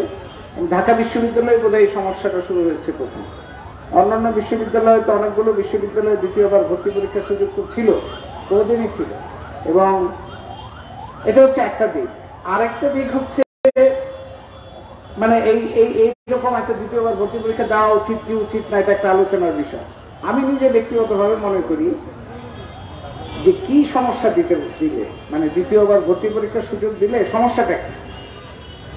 এবং পৃথিবীর বহু দেশে ভর্তি পরীক্ষা যেগুলো হচ্ছে সেখানে এই ধরনের কোনো রেস্ট্রিকশন কিংবা এই ধরনের কোনো অনমনীয়তা থাকে না, নমনীয়তা থাকে এবং এখানে বয়সের সাথে এটা কোনো সম্পর্ক নেই। যদি পড়াশোনা করতে চাই আপনার অসুবিধা, এটা তো চাওয়া, পড়াশোনা করতে চাচ্ছে, শিক্ষাই গ্রহণ করতে যাচ্ছে। তারা তো চাঁদাবাজিও করতে চাচ্ছে না, তারা তো পড়াশোনা না করে পরীক্ষা পাশ করতে চাচ্ছে না, তারা তো বিরাট বিরাট কমিশনও চাচ্ছে না, কিছুই চাচ্ছে না। তারা লেখাপড়া করতে চায়। লেখাপড়া যারা করতে চায় তারা কোনো কারণে একবার যদি অকৃতকার্য হয় তাহলে এই লেখাপড়াটা কিভাবে অব্যাহত রাখবে সেইটার ব্যবস্থাই তো করতে হবে। সেটা ব্যবস্থা কিভাবে করা যায় সেটাই তো আপনার আলোচনা করতে হবে এবং সিদ্ধান্ত নিতে হবে। এখন প্রাইভেট ইউনিভার্সিটিতে কোনো সমস্যা নাই। তো প্রাইভেট ইউনিভার্সিটির সমস্যা নাই এই কারণে যে তারা তো এটা কোনো ইস্যু হিসেবে আসে না। এখন তার এটা এরকম হতে পারে যে শিক্ষার্থীদেরই একটা অংশ তারা বলতে পারে যে আমরা চাই না এটা, কারণ তাতে প্রতিযোগিতা বেড়ে যায়। দ্বিতীয়বার যারা পরীক্ষা দিবে তারা একটু সুবিধাজনক অবস্থায় থাকে, তারা আগের বার পরীক্ষা দিয়েছে, সুতরাং সেটা একটা অসুবিধার জন্য তারা হয়তো আপত্তি করতে পারে। কিন্তু এটা তো সকল ইউনিভার্সিটি, প্রাইভেট ইউনিভার্সিটি তো তাই হয়। সেখানে তো বিভিন্ন সময়ে যারা ইন্টারমিডিয়েট বা এ লেভেল পাস করেছে তারা ভর্তি পরীক্ষা দিচ্ছে। তাহলে এই পাবলিক ইউনিভার্সিটিতে অসুবিধা, যেহেতু শিক্ষার্থীরা কেউ কেউ এরকম অর্থহীন ভয় পেলেই বিশ্ববিদ্যালয় এটা সিদ্ধান্ত নেবে। তখন আমি তো বুঝতেই পারি না যে বিশ্ববিদ্যালয়ে এটা নিয়ে সিদ্ধান্ত নেওয়ার কি আছে এবং এটা নিয়ে এত অনড় থাকার কি আছে। মানে কি কারণে যে দ্বিতীয়বার দেওয়াই যাবে না পরীক্ষা, এটা বিশ্ববিদ্যালয়ে অনড় থাকার আমি কোনো যুক্তি খুঁজে পাই না। এটা হচ্ছে একটা বিষয় এবং বিশ্ববিদ্যালয় এটা অবশ্যই এই সিদ্ধান্ত পুনর্বিবেচনা করা উচিত, এবং এটা মানে পুনর্বিবেচনা করা উচিত এইভাবে যে যারা প্রথমবার কোনো না কোনো কারণে, মেধার কারণে যারা অকৃতকার্য হচ্ছে তাদের মেধা নাই এটা আমি মনে করি না। অকৃতকার্য বিভিন্ন কারণে হতে পারে, এটা প্রশ্নের সমস্যার কারণে হতে পারে, শিক্ষকদের সমস্যার কারণে হতে পারে। আমাদের যে ভর্তি পরীক্ষা যেভাবে হয়, যে ধরনের প্রশ্নমালা দিয়ে হয়, আমি নিজে শিক্ষক হিসেবে তার সাথে মোটেই স্বস্তি বোধ করি না। যে ধরনের প্রশ্ন হয়, এই ধরনের প্রশ্নগুলো খুব আরবান বায়াস থাকে, এই ধরনের প্রশ্নগুলো খুব এলিট বায়াস থাকে, এবং প্রশ্নগুলো অনেক ক্ষেত্রে দায়িত্বহীন হয় এবং যে বিচার বিবেচনা থাকে না। তখন এই প্রশ্ন দিয়ে কেউ যদি অকৃতকার্য হয় তাহলে বলা যাবে না যে তার মেধা নাই। এইটাও পুরো ভর্তি পরীক্ষা প্রক্রিয়াটাকেই আসলে পুনর্বিন্যাস করা উচিত, যে কিভাবে ভর্তি পরীক্ষা হলে আসলে যারা পড়াশোনা করতে চায় তারাই ভর্তি হতে পারে। তার মানে দ্বিতীয়বারের ভর্তি পরীক্ষা, দ্বিতীয়বার প্রথমবার কোনো না কোনো কারণে যারা অকৃতকার্য হয়েছে তাদের শিক্ষা প্রক্রিয়া অব্যাহত রাখার বিষয়টা বিশ্ববিদ্যালয় প্রশাসনের সিদ্ধান্ত নিতে হবে এবং বিবেচনা করতে হবে। মানে এই বিষয়ে তাদের প্রথমে দরজা বন্ধ করার কোনোভাবেই গ্রহণযোগ্য না। তারা দরজা খোলা রাখবে এবং পদ্ধতি খুঁজে বের করবে, পথ এবং পদ্ধতি, যে কি পদ্ধতিতে অগ্রসর হলে দ্বিতীয়বার অকৃতকার্য, কোনো না কোনো কারণে প্রথমবার অকৃতকার্য হলেও যেন সেই শিক্ষা অব্যাহত রাখতে পারে। এটা হচ্ছে আমার প্রথম বিষয়। দ্বিতীয় বিষয় হচ্ছে যে এটা যারা আন্দোলন করছে তারা দাবি জানাবে না, তারা তো অন্য কোনো কিছুর জন্য দাবি জানাচ্ছে না, তারা লেখাপড়া অব্যাহত রাখার জন্য দাবি জানাচ্ছে। এটা তো খুশি হওয়ার কথা। মানে দায়িত্বশীল বিশ্ববিদ্যালয়ের কর্তৃপক্ষ কিংবা সরকারি কর্তৃপক্ষ তাদের তরুণদের, প্রধানমন্ত্রী তো বলছেন বই হাতে নিয়ে লেখাপড়া করতে, তো লেখাপড়াই তো করতে যাচ্ছে তারা। প্রধানমন্ত্রীর যারা অনুসারী তারা অস্ত্র, লাঠি সোটা, অস্ত্র নিয়ে ঘুরে বেড়াচ্ছে। প্রধানমন্ত্রী বলছেন বই হাতে নিতে, এবং বই যারা হাতে নিতে চায় তাদের বই হাতে নিতে দেওয়া হবে না। এটা এটা এটা কি ধরনের সিদ্ধান্ত হতে পারে? এবং পুলিশ বাহিনীর ব্যবহার এটা ব্যক্তিগত না। আসলে একজন পুলিশ অফিসার বা পুলিশ সিপাহী তারা যে ব্যবহার করে এটা কিছুটা তো ব্যক্তিগত থাকে, কিন্তু এই ধরনের সিদ্ধান্ত যখন নেয় এটা নিশ্চিত যেটা উপরে নানা রকম ভাবে একটা সিদ্ধান্ত আসে এবং তাদেরকে ইনস্ট্রাকশন দেওয়া হয় যে কার প্রতি নমনীয় থাকবে, কার প্রতি অনমনীয় থাকবে, কার প্রতি খুব মাথা ব্যথা গরম করে ব্যবহার করবে আর কার প্রতি নানা রকম ভাবে তোয়াজ করবে। এবং ছাত্রলীগের এক ছেলে যদি নানা রকম অপরাধ করে, আমরা এখানেই তো শুনলাম যে কিছুদিন আগেই ছাত্রলীগের এক ছেলে সেখানে বিভিন্ন ধরনের অপরাধে অভিযুক্ত হয়ে চাঁদাবাজির জন্য অভিযুক্ত হলো, তারপরে থানায় গেল এবং থানা থেকে কিভাবে বেরোয়, এই ধরনের কাহিনী তো অহরহ শোনা যায়। মানে এই সমস্ত কাজ করলে এটা সরকারের একটা বার্তা হচ্ছে যে কোনো অপরাধ যদি করে কেউ, দুর্নীতি হোক, চাঁদাবাজি হোক, মানুষের উপর অত্যাচার হোক, যৌন নিপীড়ন হোক, এগুলো করলে তাদের কোনো শাস্তি হবে না এবং তাদেরকে বরঞ্চ পুলিশ প্রশাসন খুবই আদরের সঙ্গে রাখবে। কিন্তু কেউ যদি লেখাপড়া করতে চায় কিংবা দুর্নীতি বা অনিয়মের বিরুদ্ধে কথা বলে তাহলে তার উপরে নির্যাতন করবে। এটি হলো পুলিশ প্রশাসনের কাজ এবং সেটাই সরকার নির্দেশ সেরকম। সুতরাং নাগরিক হিসেবে তো আমরা এটা গ্রহণ করতে পারি না। নাগরিক হিসেবে এটা আমাদের কাছে মোটেই গ্রহণযোগ্য না যে নিপীড়নের, যে ভয়ের, যে নির্যাতনের এবং জুলুমের অবস্থা তৈরি করা হয়েছে। এখন কেউ কথা বলতে পারবে না, কেউ সত্য কথা বলতে পারবে না, কেউ সঠিক ভূমিকা নিতে পারবে না, শিক্ষার পক্ষে দাঁড়াতে পারবে না, এইটা তো কোনো নাগরিক গ্রহণ করতে পারে না। সেই জন্য আমরা আজকের এই সমাবেশে আমাদের সকলের বক্তব্য, এখানে যতজন মানুষ উপস্থিত আছে তার চাইতে বহুগুণ বেশি সংখ্যক মানুষ এইভাবে যে গ্রেপ্তার করা হয়েছে, যেভাবে আটক করা হয়েছে, যেভাবে মিথ্যা মামলা দিয়ে, প্রতারণামূলক ভূমিকা দিয়ে এবং সম্পূর্ণভাবে আইন বিরুদ্ধভাবে পুলিশ প্রশাসন যেভাবে এই দুই ছেলেকে আটক করে রেখেছে তার প্রতি নিন্দা জানাচ্ছে। এর সঙ্গে এর থেকে বহুগুণ বেশি মানুষ যারাই জানে তারাই নিন্দা জানায়।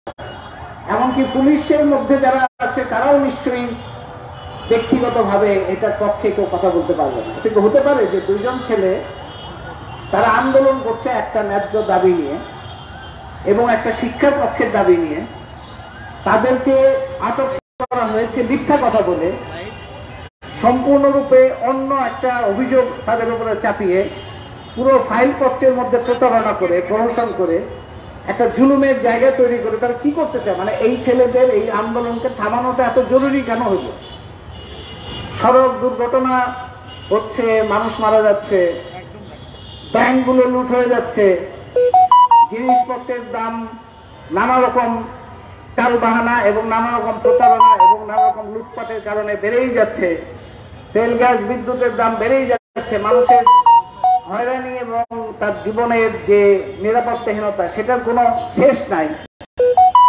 সেগুলো থামানোর ব্যাপারে কোনো আগ্রহ নাই, কোনো ইচ্ছা নাই। কোনো ছেলেরা একটা শিক্ষা অব্যাহত রাখার জন্য আন্দোলন করছে, সেটাকেই থামাতে হবে এবং থামানোর জন্য মিথ্যা মামলা দিতে হবে, ভুল যুক্তি দিতে হবে, তাদের উপরে নিপীড়ন করতে হবে, তাদের রিমান্ড চাইতে হবে। মানে কি রকম একটা ভয়ঙ্কর যুগে আমরা বাস করছি যে একটা শিক্ষার জন্য আন্দোলন করে তাদেরকে রিমান্ডে নিতে হবে। আর রেপের এবং খুনের আসামি আমরা তো জানি বসুন্ধরা রানভীর রেপ এবং ধর্ষণ এবং খুনের জন্য অভিযুক্ত, সে মহানন্দে ঘুরে বেড়াচ্ছে, বিভিন্ন জায়গায় ঘুরে বেড়াচ্ছে, মন্ত্রীর সাথে ঘুরে বেড়ায়, দেশ বিদেশে ঘুরে বেড়ায়, বাইতুল মোকাররম মসজিদে গিয়ে সেখানে কমিটির সভাপতি হয়, সৌদি আরবে যায় এবং এখানে পুলিশ তাদের চোখে দেখে না। আর দুটো ছেলে পড়াশোনা করতে চায়, তাদেরকে ধরে নিয়ে তাদের উপরে জুলুম নির্যাতন। পুলিশ তো ব্যক্তিগতভাবেও তাদেরও তো দায় আছে, ব্যক্তিগতভাবেও দায় আছে যে আমরা এই ধরনের অপরাধ, এই ধরনের অবিচার আর কতদিন আমরা নিজেরা অব্যাহত রাখবো, আমরা কতদিন আর এইরকম হাতিয়ার হিসেবে। তা আমি এই সমাবেশ থেকে দাবি জানাই অবিলম্বে এই দুজন ছাত্রকে মুক্তি দেন এবং বিশ্ববিদ্যালয় প্রশাসনের কাছে বলি আপনারা থানায় বলেন যাতে এই দুই ছেলেকে অবিলম্বে মুক্তি দেয় এবং থানা যেভাবে ব্যবহার করেছে তার একটা সুষ্ঠু বিচার হয়। এবং বিশ্ববিদ্যালয় প্রশাসনের দায়িত্ব যে এই দ্বিতীয়বার ভর্তি পরীক্ষার বিষয়টাকে জরুরি ভিত্তিতে নিয়ে দ্বিতীয়বার আপনারা ভর্তি পরীক্ষার বিকল্প কি করতে পারে, কিভাবে তারা পড়াশোনাটা অব্যাহত রাখতে পারে সেটার ব্যবস্থা করাটা বিশ্ববিদ্যালয় প্রশাসনের দায়িত্ব। সেই দাবি জানিয়ে এবং এই আন্দোলনের সাথে আবারও সংহতি জানিয়ে আমি আমার কথা শেষ করছি। সবাইকে ধন্যবাদ। ধন্যবাদ। আমাদের সমাবেশের এই পর্যায়ে সংগতি বক্তব্য রাখার জন্য আমি আহ্বান জানাচ্ছি বিবর্তন সাংস্কৃতিক কেন্দ্রের সাধারণ সম্পাদক মফিজুর রহমান লালটু বক্তব্য রাখবেন। সংগতি বক্তব্য রাখবেন বিবর্তন সাংস্কৃতিক কেন্দ্রের সাধারণ সম্পাদক মফিজুর রহমান লালটু।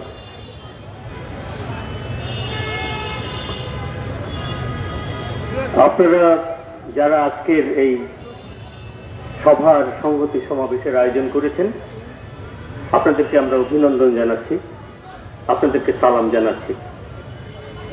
যে দুইজন বন্ধু আমাদের ছাত্র তাদেরকে অন্যায়ভাবে মিথ্যা অভিযোগে গ্রেফতার করা হয়েছে তাদেরকে অবিলম্বে মুক্তি দেওয়ারও দাবি জানাচ্ছে আজকের এই সমাবেশ থেকে। এখানে বিশ্ববিদ্যালয়ের শিক্ষক সহ বিভিন্ন স্তরের প্রতিনিধিরা আছেন, তারা ইতিমধ্যেই দাবি জানিয়েছেন এবং নানা কথা এখানে বলেছেন। বাংলাদেশ রাষ্ট্রটি নিপীড়নের কোন জায়গায় গেছে সেটা আপনারা এই দুইজন আমাদের ছাত্র বন্ধুর যেভাবে গ্রেফতার করা হয়েছে তাতে করে কিন্তু আমরা বুঝতে পারছি রাষ্ট্র আজকে কি দায়িত্ব পালন করছে জনগণের জন্য। এবং অধ্যাপক আনু মোহাম্মদ খুব স্পষ্টভাবে বললেন দেশের মানুষের কি দুরবস্থা, আজকে সমস্ত জিনিসের দাম বেড়ে যাচ্ছে, নির্যাতন হচ্ছে, গুম হচ্ছে, খুন হচ্ছে, গ্রেফতার হচ্ছে, কিন্তু সে সমস্ত বিষয়ে সরকার এবং রাষ্ট্র নিশ্চুপ, বরং তাদেরকে তারা ইন্ধন দিচ্ছে আর যারা আন্দোলন করছে তাদেরকে গ্রেফতার করছে। আপনাদেরকে অভিনন্দন জানাচ্ছি এজন্যই যে আজকে যে বাংলাদেশ রাষ্ট্রটি বা বাংলাদেশ যে আজকে প্রতিষ্ঠিত হয়েছে সেটা হচ্ছে এরকম আন্দোলনের ভেতর দিয়েই সেটি প্রতিষ্ঠিত হয়েছে। এই আন্দোলনের বিরুদ্ধে যারা ছিল, যারা জনগণের উপরে শোষণ এবং নির্যাতন করে পাকিস্তান রাষ্ট্রে টিকেছিল এবং তারা বাংলাদেশ রাষ্ট্রে টিকতে পারে নাই, আমরা ৭১-এর মুক্তিযুদ্ধের মধ্য দিয়ে কিন্তু আমরা বিজয় লাভ করেছি, কিন্তু জনগণের সেই বিজয় আসলে অর্জিত হয়নি। ক্রমাগতভাবে এই রাষ্ট্র জনগণের বিরুদ্ধে, জনগণের স্বার্থের বিরুদ্ধেই গেছে। আজকে বাংলাদেশে যে কথা একটু আগেই আমরা শুনলাম এবং আমরা ইতিমধ্যেই বিভিন্ন মিডিয়াতে দেখতে পাচ্ছি, গোটা বাংলাদেশে 6টা অথবা 8টা কোম্পানি, বড় বড় গ্রুপ অফ কোম্পানি, তারা গোটা বাংলাদেশটা চালাচ্ছে।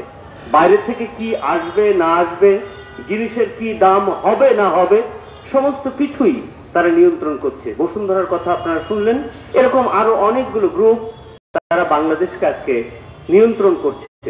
সরকার এইটার অংশীদার, রাষ্ট্র তাদেরকে ইন্ধন দিচ্ছে এবং তাদের হাতেই আজকে এই সমস্ত ব্যবসায়ীদের হাতেই বাংলাদেশে যতগুলো পাবলিক বিশ্ববিদ্যালয়, তার চেয়ে অনেক অনেক বেশি প্রাইভেট বিশ্ববিদ্যালয় তাদের ব্যবসার ক্ষেত্র হিসাবে সেখানে খুলে দেওয়া হয়েছে। তারা শিক্ষা নিয়ে বাণিজ্য করছে। দ্বিতীয়বার ভর্তি কেন হবে না, করা যাবে না, এটা সদুত্তর বিশ্ববিদ্যালয় কর্তৃপক্ষ আমাদেরকে কিন্তু এখনো দেননি। ছাত্ররা আন্দোলন করছে, আমার মনে হয় সেই কৈফিয়তটা তাদের দেওয়া দরকার, তাদের যুক্তিটা বলা দরকার। কিন্তু যুক্তি হিসাবে আমাদের সামনে যেটা প্রতিভাত হয় সেটা হচ্ছে শিক্ষা নিয়ে, স্বাস্থ্য নিয়ে এবং বিভিন্ন বিষয় নিয়ে রাষ্ট্র যে ব্যবসা করছে, শিক্ষা নিয়ে যে ব্যবসাটা হচ্ছে গোটা দেশে, তারই প্রতিফলন দ্বিতীয়বার বিশ্ববিদ্যালয়ে ভর্তির সুযোগ বঞ্চিত করা। একদিকে যেরকম বিশ্ববিদ্যালয়ে সমস্ত কিছুর মূল্য বাড়িয়ে দেওয়া হচ্ছে, তাদের বেতন থেকে শুরু করে জীবনযাত্রার ব্যয় বেড়েছে, শিক্ষার ব্যয় বেড়েছে, অন্যদিকে দ্বিতীয়বার পরীক্ষা দিতে না পারা ছাত্রটা প্রাইভেট বিশ্ববিদ্যালয়ে যারা মালিক, সেই পুঁজিপতিদের যাতে তাদের ব্যবসার নূতন খোরাক হয় সেজন্য তাদেরকে সেই দিকে ফেলে দেওয়ার, সেদিকে ছুড়ে দেওয়ার জন্য এই প্রক্রিয়াটি আসলে করা হয়েছে বলে আমরা অনুমান করতে পারি। সুতরাং এটাও ব্যবসায়িক একটি পলিসি হিসাবে আমরা দেখতে পারি। শিক্ষা এখন কি যা পরিমাণ ব্যবসায় পরিণত হয়েছে, বিশ্ববিদ্যালয়ের শিক্ষকরা এখানে আছেন। সম্প্রতি আমরা জানতে পারলাম মিডিয়ার মাধ্যমে, আমাদের উন্মুক্ত বিশ্ববিদ্যালয়ের যিনি ভিসি আছেন তিনি নাকি তার প্রত্যেকটা ওই যে সার্টিফিকেটে সিগনেচার করার জন্য 6 টাকা করে তিনি মজুরি নেন এবং বছরে নাকি তার 3 লক্ষ সার্টিফিকেটে সিগনেচার করতে হয়। তাহলে 6 টাকা করে 3 লক্ষ সার্টিফিকেটে 18 লক্ষ টাকা তিনি শুধুমাত্র সার্টিফিকেটে সিগনেচার করে উন্মুক্ত বিশ্ববিদ্যালয়ের ভিসি সেই টাকাটা নেন। তিনি আর যা যা বেতন করে সুযোগ সুবিধা নেন তা তো নেনই, দেশ বিদেশ ঘোরেন, বিভিন্ন জায়গায় যান, কিন্তু একটি কথা, এরকম ভাবে বিশ্ববিদ্যালয়গুলোতে অভ্যন্তরীণ ভাবে আমরা যেভাবে ব্যবসা দেখছি, সরকারি বেসরকারি সমস্ত জায়গাতে একই অবস্থা আসলে আমরা লক্ষ্য করছি। এর বিরুদ্ধে সংগ্রাম বাংলাদেশের জনগণ করেছে, ছাত্ররা করেছে। সংগ্রামের ভেতর দিয়েই কিন্তু আমরা এই রাষ্ট্রের নানা ধরনের পরিবর্তনের চেষ্টা করেছি। আমরা 71 করেছি, আমরা 90-এও কিন্তু আমরা সেই সংগ্রামটি আমরা এখানে করেছি। আপনার 69-এর 11 দফার কথা জানেন, ছাত্র সমাজের যে 11 দফা আসলে ভিত্তি 69-এর গণ অভ্যুত্থানের এবং 71-এর মুক্তিযুদ্ধের দিকে ঠেলে দেওয়ার ক্ষেত্রে কিন্তু ছাত্রদের 11 দফা খুবই গুরুত্বপূর্ণ ভূমিকা পালন করেছে। যেমন ভাবে 90-এর গণ অভ্যুত্থানে ছাত্র সংগ্রাম পরিষদের 10 দফা অত্যন্ত গুরুত্বপূর্ণভাবে ভূমিকা পালন করেছে স্বৈরাচারী এরশাদের পতনের জন্য। এই সংগ্রামের সাথে যারা ছিল যে ছাত্র সমাজ, আগামীতেও আপনারা এখানে সংখ্যায় অল্প হতে পারে, কিন্তু এরাই হচ্ছে বাংলাদেশের আগামী দিনের একটি গণতান্ত্রিক বাংলাদেশ, মানুষের, সাধারণ মানুষের একটি অধিকারের, একটি সাম্যের বাংলাদেশ গড়ার ক্ষেত্রে কিন্তু আপনারাই আসলে অগ্রগামী ভূমিকা পালন করবেন, এই বিশ্বাস আমাদের আছে। আমরা সাংস্কৃতিক সংগঠনগুলোর পক্ষ থেকে আপনাদের এই সংগ্রামের সাথে সংহতি জানাচ্ছি এবং আমরা আশা করি আগামী দিনে আমাদের এই সংগ্রামে আমরা বিজয় লাভ করব। কারণ প্রতিদিনই আমাদের যে সংগ্রাম করতে হচ্ছে, এই শাহবাগের শত শত এরকম নানা ধরনের অন্যায়ের বিরুদ্ধে, নির্যাতনের বিরুদ্ধে আমরা সংহতি জানিয়েছি এবং ছাত্র, শিক্ষক, সাধারণ জনগণ সংহতি জানিয়েছে এবং এটা নিশ্চিত হয়েছে যে এই রাষ্ট্র ব্যবস্থা, এরকম শাসন ব্যবস্থা যতদিনই আমরা রাখতে দিব থাকবে, ততদিনই হয়তো আমাদের প্রায় মাঝে মধ্যেই এরকম সংহতি জানাতে হবে, প্রতিবাদ জানাতে হবে। সুতরাং এরকম অন্যায়ের যে ভিত্তি, এরকম অন্যায়ের যে শেকড়, সেই গাছটাকে কেটে ফেলতে হবে। এই শোষণমূলক, নির্যাতনমূলক এই রাষ্ট্র ব্যবস্থাকে পাল্টিয়ে আসলে জনগণের একটি গণতান্ত্রিক দেশ, রাষ্ট্র প্রতিষ্ঠার ভেতর দিয়েই আসলে আমাদের এই বিজয় চূড়ান্ত জায়গায় যাবে। আশা করি সেই বিজয়ে আমরা জয়লাভ করব। ধন্যবাদ সবাইকে। ধন্যবাদ বল্টু ভাইকে। আমাদের যে সমাবেশের এই পর্যায়ে বক্তব্য প্রদান করার জন্য আহ্বান জানাচ্ছি ফ্যাসিবাদ বিরোধী বাম মোর্চার সমন্বয়ক জাফর হোসেনকে। বক্তব্য রাখবেন ফ্যাসিবাদ বিরোধী বাম মোর্চার সমন্বয়ক জাফর হোসেন।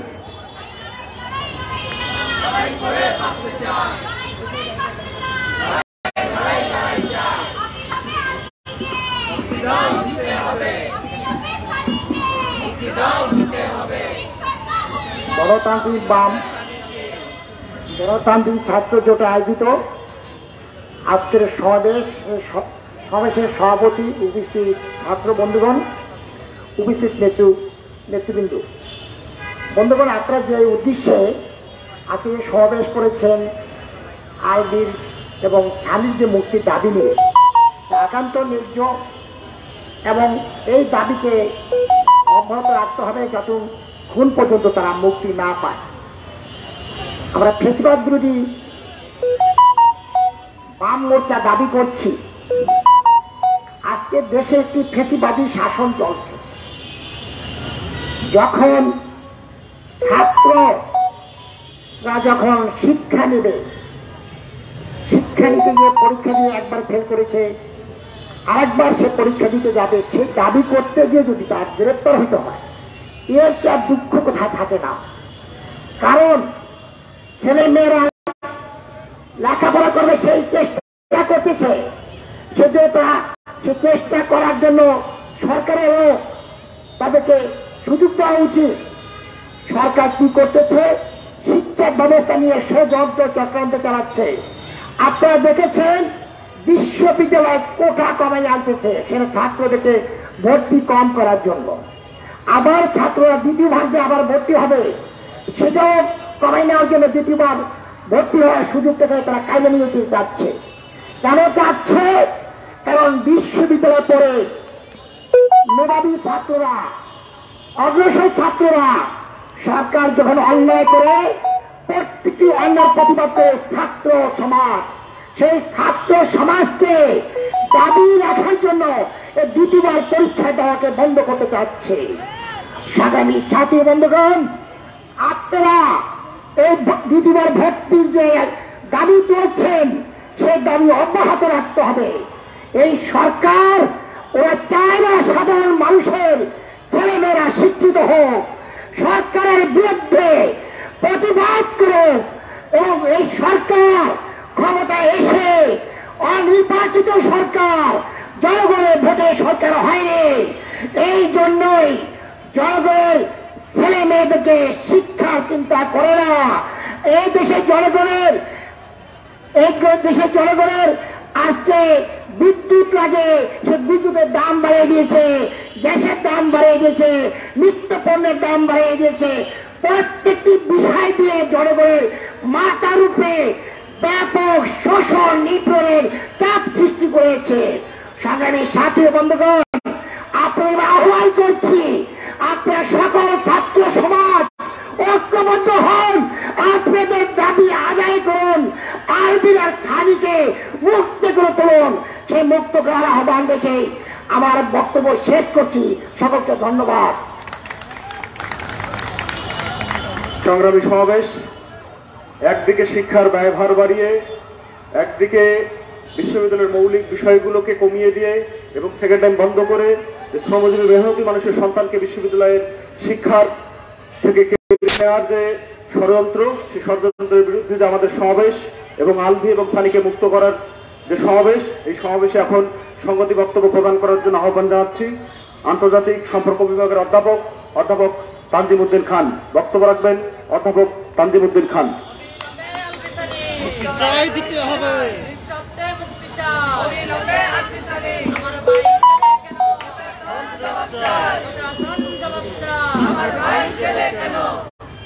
আমি প্রথমে অভিনন্দন জানাচ্ছি ছাত্র জোটকে আজকের এই আয়োজন। বিশেষ করে যে বিষয়টা আমাদের সামনে এসেছে খুব দুঃখজনক, এবং আমার অধিকারের জন্য আমি লড়াই করব, আমি আন্দোলন করব, এটাই খুব স্বাভাবিক।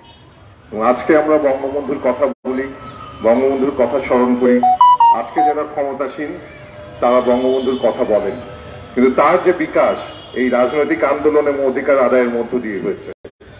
এবং তারা যাকে আজকে নেতা মনে করেন, তার যে বিকাশের ধারা, সেই বিকাশের ধারাকেই তারা এখন অস্বীকার করেন। এবং সেই অস্বীকার করার মধ্য দিয়ে তারা আসলে আর মানুষে পরিণত হয়েছেন কিনা অন্য কিছুতে, সেটা বোধহয় ভাববার বিষয়। বিশেষ করে যে বিষয়টা নিয়ে তারা আন্দোলন করছে, অধিকার আদায়ের চেষ্টা করছে, এটা কোনো অপরাধ না। বাংলাদেশ আজকে এমন একটা রাষ্ট্রতে পরিণত হয়েছে যেখানে আপনি ক্ষমতাসীন দলের সাথে থাকবেন, একের পর এক অপরাধ করে যাবেন, আপনি হচ্ছে এখানে নেতা হিসেবে প্রতিষ্ঠিত হবেন।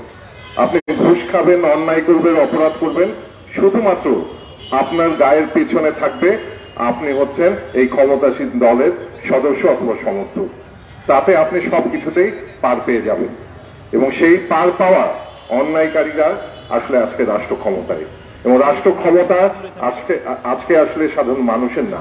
এই রাষ্ট্র ক্ষমতা দখল হয়ে গেছে, লুট হয়ে গেছে এসব অপরাধী এবং লুটতরাজকারীদের দ্বারা। এবং তাদেরই নেতা হিসেবে, নেত্রী হিসেবে শাসন কার্য চালাচ্ছেন আজকের ক্ষমতাসীন দল। এবং তার সাথে বিশ্ববিদ্যালয়ের শিক্ষকরাও যোগ দিয়েছেন। এটাই হচ্ছে, আমি শিক্ষক হিসেবে আমার কাছে খুব দুঃখের এবং লজ্জারও বটে। কেননা শাহবাগ থানায় যা হয়, এবং বিশেষ করে এই ধরনের ক্ষেত্রে যা হয়, আমার শাহবাগ থানায় যাওয়ার বেশ কয়েকবার অভিজ্ঞতা আছে। এবং বিশেষ করে এই দ্বিতীয়বার যারা পরীক্ষা দিতে চায় তাদের আন্দোলনকারীদের এর আগেও অনেক অনাচার অত্যাচার হয়েছে এবং তাদেরকে কয়েক দফায় বিভিন্ন উপায়ে থানায় নিয়ে যাওয়া হয়েছে। এবং সেই যাওয়া থেকে আমার যে অভিজ্ঞতা, তাতে আমি এটা নিশ্চিত ঢাকা বিশ্ববিদ্যালয়ের প্রক্টরের নির্দেশ ছাড়া এই কাণ্ডটি ঘটেনি। এবং আমি নিশ্চিত থানার যে অফিসারটি এই কাজটি করেছেন, অবশ্যই উনি ঢাকা বিশ্ববিদ্যালয়ের প্রক্টরের সাথে আলোচনা করে এই কাজটি করেছেন। তার মানে কতটা নৃশংস, যিনি শিক্ষকতা করছেন, ঢাকা বিশ্ববিদ্যালয়ের শৃঙ্খলার নামে অনাচার যিনি করছেন, তারাই কিন্তু বিশ্ববিদ্যালয়ের অধ্যাপক শিক্ষক হিসেবে পরিচিত। এবং তার সাথে যুক্ত হয়েছে আমাদের যে এই শাহবাগ থানার অফিসার, যারা হচ্ছে দায়িত্ব হচ্ছে জনগণকে রক্ষা করা। এবং তার যে বেতনটা হয়, কোনো নেতা নেত্রীর টাকায় তার বেতনটা হয় না। তার যে জীবনযাপনটা হয়, কোনো নেতা নেত্রীর টাকায় তার জীবনযাপন হয় না, সেটা হয় আমার আপনার আয় করের টাকায়, আমার আপনার ট্যাক্সের টাকায়। এবং আমিও যে জীবনযাপন করি ঢাকা বিশ্ববিদ্যালয়ের যে অধ্যাপক, আমার জীবনটাও চলে মানুষের টাকায়। সেই জন্য মানুষের পক্ষে দাঁড়ানো, মানুষের অধিকারের কথা বলা কোনো অন্যায় কাজ না। অথচ এটা বললেই আপনি আজকে অন্যায় কাজ হিসেবে সেটাকে রাষ্ট্রের পক্ষ থেকে, সরকারের পক্ষ থেকে চিহ্নিত করা হচ্ছে। এবং এই চিহ্নিত করার ক্ষেত্রে রাষ্ট্র সরকারের সাথে মিলেমিশে একাকার এখন বিশ্ববিদ্যালয়ের অধ্যাপকরাও, যার ফলে আলভি এবং সানিকে আজকে জেলে জ্বলে পুড়ে দিন কাটাতে হচ্ছে। এটা তো কথা ছিল না। এবং এটাই খুব স্বাভাবিক, একটা শিক্ষার্থীর উচ্চ শিক্ষার অধিকার খুব স্বাভাবিক, একটা গণতান্ত্রিক, এবং আমি মনে করি এটা তার মানব অধিকার বটেও। এবং দ্বিতীয়বার পরীক্ষা দেয়া, এবং এখনো এই যে স্কুল কলেজগুলোতেও দ্বিতীয়বার পরীক্ষা দিয়ে, দ্বিতীয়বার লটারিতে যারা এই ধরনের সিদ্ধান্ত নেন, তাদের ছেলেমেয়েরাও স্কুল কলেজে দ্বিতীয়বার লটারিতে অংশগ্রহণ করেন, দ্বিতীয়বার পরীক্ষা দিয়ে স্কুল কলেজে সুযোগ পান। তাহলে বিশ্ববিদ্যালয়ের ক্ষেত্রে ওনারা এই ধরনের সিদ্ধান্ত নেন কেন? এই ধরনের সিদ্ধান্ত নেওয়ার ক্ষেত্রে ওনাদের ব্যক্তিগত আকাঙ্ক্ষা খুব গুরুত্বপূর্ণ থাকে। আমি একাডেমিক কাউন্সিলের সদস্য, অধ্যাপক হিসেবে আমার কয়েকটা একাডেমিক কাউন্সিলে যাওয়ার সৌভাগ্য হয়েছিল। এবং সেখানে গিয়ে আমার যে অভিজ্ঞতা, আমি এখন আর সেখানে যাই না কেন? বিকজ ওটা মনে হচ্ছে আমাদের যে জাতীয় সংসদ, ঠিক জাতীয় সংসদের আদল নিয়েছে আমাদের একাডেমিক কাউন্সিল। সেটা একটা রাবার স্ট্যাম্প পার্লামেন্ট হিসেবে আমি মনে করি এটাকে চিহ্নিত করা খুব জরুরি। কারণ একাডেমিক কাউন্সিলে যে উপায়ে সিদ্ধান্ত নেওয়া হয় সেটা খুবই, যেমন ভেড়ার পাল্লা একদিকে চলে, আমরা শিক্ষকরাও অধ্যাপকরাও একইভাবে একদিকেই চলি। আমাদের উপরে যিনি শীর্ষ ব্যক্তি আছেন, উনি যেরকমটা চান সেটাই আমরা ওখানে বসে বসে অনুমোদন দেই। ওখানে কোনো বিতর্কের সুযোগ থাকে না। এবং বিতর্ক করতে গেলেও অন্যান্য যারা তল্পিবাহক, পদলেহনকারী শিক্ষক আছেন, তারা এই ধরনের বিতর্ক করতে গেলে অন্য শিক্ষকদের উপর ঝাঁপিয়ে পড়েন চিৎকার চেঁচামেচি করে, এবং কখনো কখনো গালিগালাজি করেন। এরকম পরিস্থিতি হচ্ছে একটা বিশ্ববিদ্যালয়, যাকে আমরা পাবলিক বিশ্ববিদ্যালয় কিংবা সর্বজনীন বিশ্ববিদ্যালয় বলি, এবং ঢাকা বিশ্ববিদ্যালয়, যেখানে আমি মনে করি আমাদের অনেক অনেক বেশি মিথ্যা অহংকার, এবং এই মিথ্যা অহংকার দিয়ে এই বিশ্ববিদ্যালয়টা পরিচালিত হয়। আমরা বলি আমরা নাকি জাতির বিবেক। কখনো কখনো আমার বাসায় যিনি সেবা দান করেন, আমার বাসায় যিনি অ্যাসিস্ট্যান্ট হিসেবে কাজ করেন, আমাদের শিক্ষকদের যে টক শো, সেটা দেখে উনি পর্যন্ত হাসেন। যে আমরা আসলে কি বলি। এবং সেই বিশ্ববিদ্যালয়ের প্রশাসনের আশকারায় যে এরকমটা হয়নি সেটা আমি বিশ্বাস করতে চাই না। আমি নিশ্চিত এই ঘটনার সাথে আমাদের বিশ্ববিদ্যালয় প্রশাসনের যোগসাজশ থাকলেও থাকতে পারে, যার ফলে এই যে দ্বিতীয়বার পরীক্ষা দেওয়ার বিষয়টা যেটা আনোয়ার স্যার বলে গেলেন, এটা নিয়ে বিতর্ক হতে পারে এবং এটা নিয়ে অনেক বিতর্ক হচ্ছে। এবং যেই যুক্তিগুলোকে সামনে এনে এই ধরনের সিদ্ধান্ত নেওয়া হচ্ছে 2014 সালে, এই যুক্তি আসলে অপযুক্তি কিংবা কুযুক্তি হিসেবে চিহ্নিত করা যায়। এবং পুরো বিশ্ববিদ্যালয় প্রশাসন, শুধু ঢাকা বিশ্ববিদ্যালয় না, এই যে পাবলিক বিশ্ববিদ্যালয়ের প্রশাসনে যারা উপাচার্য হন এবং বিভিন্ন প্রশাসনিক দায়িত্বে থাকেন, তাদের কিছু ব্যতিক্রম কিছু ব্যতিক্রম থাকতে পারে, কিন্তু সার্বিকভাবে তাদের কারোই বোধহয়, আমার মনে হয় এক্সরে করলে ধরা পড়বে যে তাদের বোধহয় কারোই মেরুদণ্ড নেই। সবাই হচ্ছে মেরুদণ্ডহীন অ্যামিবাতে পরিণত হয়েছে। এবং আমি নিশ্চিত সরকারও এই মেরুদণ্ডহীন, আমি শিক্ষক কখনো বলতে আমি কুণ্ঠাবোধ করি, এই মেরুদণ্ডহীন মানুষগুলোকে খুঁজে খুঁজে বের করেন। এবং আমি সাম্প্রতিক সময় দেখলাম আমাদের শিক্ষামন্ত্রী বলেছেন ওনারা নাকি বিশ্ববিদ্যালয়ে, যে বিভিন্ন বিশ্ববিদ্যালয় হয়েছে, উপাচার্য খোঁজেন, কিন্তু অনেক অধ্যাপক রাজি হন না। রাজি হবেন কেন? যাদের মেরুদণ্ড আছে তারা রাজি হবেন না, এটাই খুব স্বাভাবিক। যারা মেরুদণ্ডী প্রাণী তারা যে রাজি হবেন না, এটাই খুব স্বাভাবিক। কেননা বিশ্ববিদ্যালয় প্রশাসন যেভাবে পরিচালিত হয় তাতে আসলে শিক্ষকের ভূমিকা চেয়ে মেরুদণ্ডহীন প্রাণীর ভূমিকাটাই আসলে খুব জোরালো থাকে।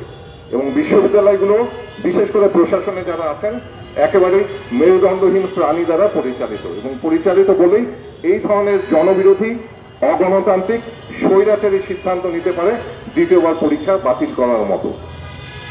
এবং আমি আবারও বলছি, আলভি এবং সানি যা করেছে সেটা মোটেই অন্যায় কিছু করেনি। এবং এই ধরনের অন্যায়ের প্রতিবাদ করা খুবই স্বাভাবিক নাগরিক হিসেবে। এবং তাদেরকে রাষ্ট্র যে উপায়ে, সরকার যে উপায়ে প্রতারণা করে, এবং 3 ধরনের প্রতারণা এক্ষেত্রে ঘটেছে। তাদেরকে প্রথমে কথা বলার জন্য থানায় নিয়ে যাওয়া হয়েছে, তাদেরকে গ্রেফতার করা হয়েছে এবং তাদেরকে অদ্ভুত একটা মিথ্যা মামলায় জড়িয়ে জেলে পাঠিয়ে দেওয়া হয়েছে। এবং এখানেই থেমে থাকেনি, শুনানি যখন তারিখ পড়ছে, যিনি আপনার আইও আছেন, ইনভেস্টিগেটিং যে অফিসার আছেন, উনি শারীরিক অসুস্থতার অজুহাত দেখে শুনানিতে অংশগ্রহণ করছেন না, যাতে তাদের জেলে থাকার সময়টা দীর্ঘায়িত হয়। তাদেরও সন্তান আছে, তাদেরও ছেলে মেয়ে আছে, এবং এইসব অন্যায় কাজের জবাবদিহিতা কিন্তু করতেই হবে কোনো এক সময়। এবং ওনারা যে অন্যায় কাজে লিপ্ত আছেন, তাদের ছেলে মেয়েদের চেহারার দিকে তাকিয়ে এই অন্যায় কাজগুলো করতে থাকুন, এবং আপনাদের ছেলে মেয়েদের কাছে এক সময় এগুলা জবাবদিহিতা দিতে হবে। এবং এই ছেলে মেয়েগুলা কিন্তু প্রস্তুত হচ্ছে ভবিষ্যতে আপনাদেরকে জবাবদিহিতার আওতায় নিয়ে আসার জন্য। এবং আপনারা যেই ধরনের শাসন কার্য চালাচ্ছেন সেটা আসলে মানুষের শাসন কার্য না, এটা আসলে অমানুষের শাসন কার্য। এবং এই ধরনের জুলুম দীর্ঘায়িত হয় না। দীর্ঘদিন পৃথিবী জুড়ে, পৃথিবীর কোনো ইতিহাসেই নেই এই ধরনের জুলুম ধারাবাহিকভাবে চলতে থাকে। ভবিষ্যৎ প্রজন্ম তৈরি হচ্ছে আপনাদেরকে জবাবদিহিতার মধ্যে আনার জন্য, এবং তারা নিয়ে আসবে। এবং সেই নিয়ে আসার পথেই কিন্তু আলভি এবং সানিরা হাঁটছে। এবং আমি নিশ্চিত তাদের হাত ধরেই নতুন বাংলাদেশ ভবিষ্যতে তৈরি হবে।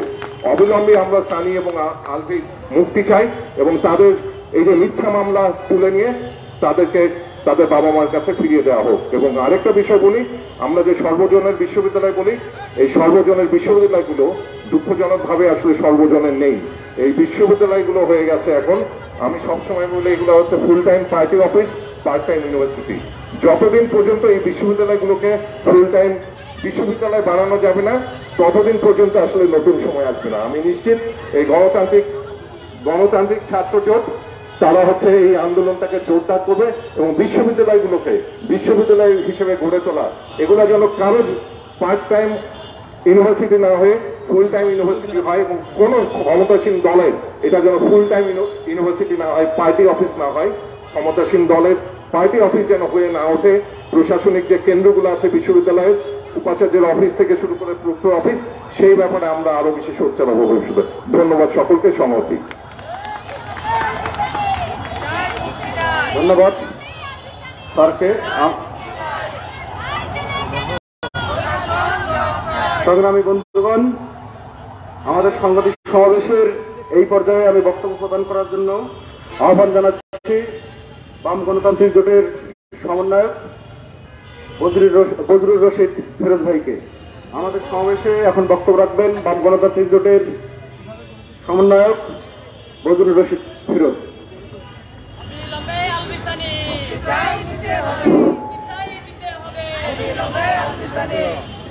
আলবি মাহমুদ এবং বখতিয়ার উদ্দিন সানির নিঃশর্ত মুক্তি এবং মিথ্যা মামলার প্রতিবাদে আজকের গণতান্ত্রিক ছাত্র জোট আয়োজিত আজকের সভার স্নেহস্পদ সভাপতি, উপস্থিত আলোচকবৃন্দ, ছাত্র নেতৃবৃন্দ, সমাবেত ভাই বোনেরা, সবাইকে আমাদের পার্টি বাংলাদেশের সমাজতান্ত্রিক দল বাসদ এবং বাম গণতান্ত্রিক জোট কেন্দ্রীয় পরিচালনা পরিষদের পক্ষ থেকে শুভেচ্ছা ও অভিনন্দন জানাচ্ছি।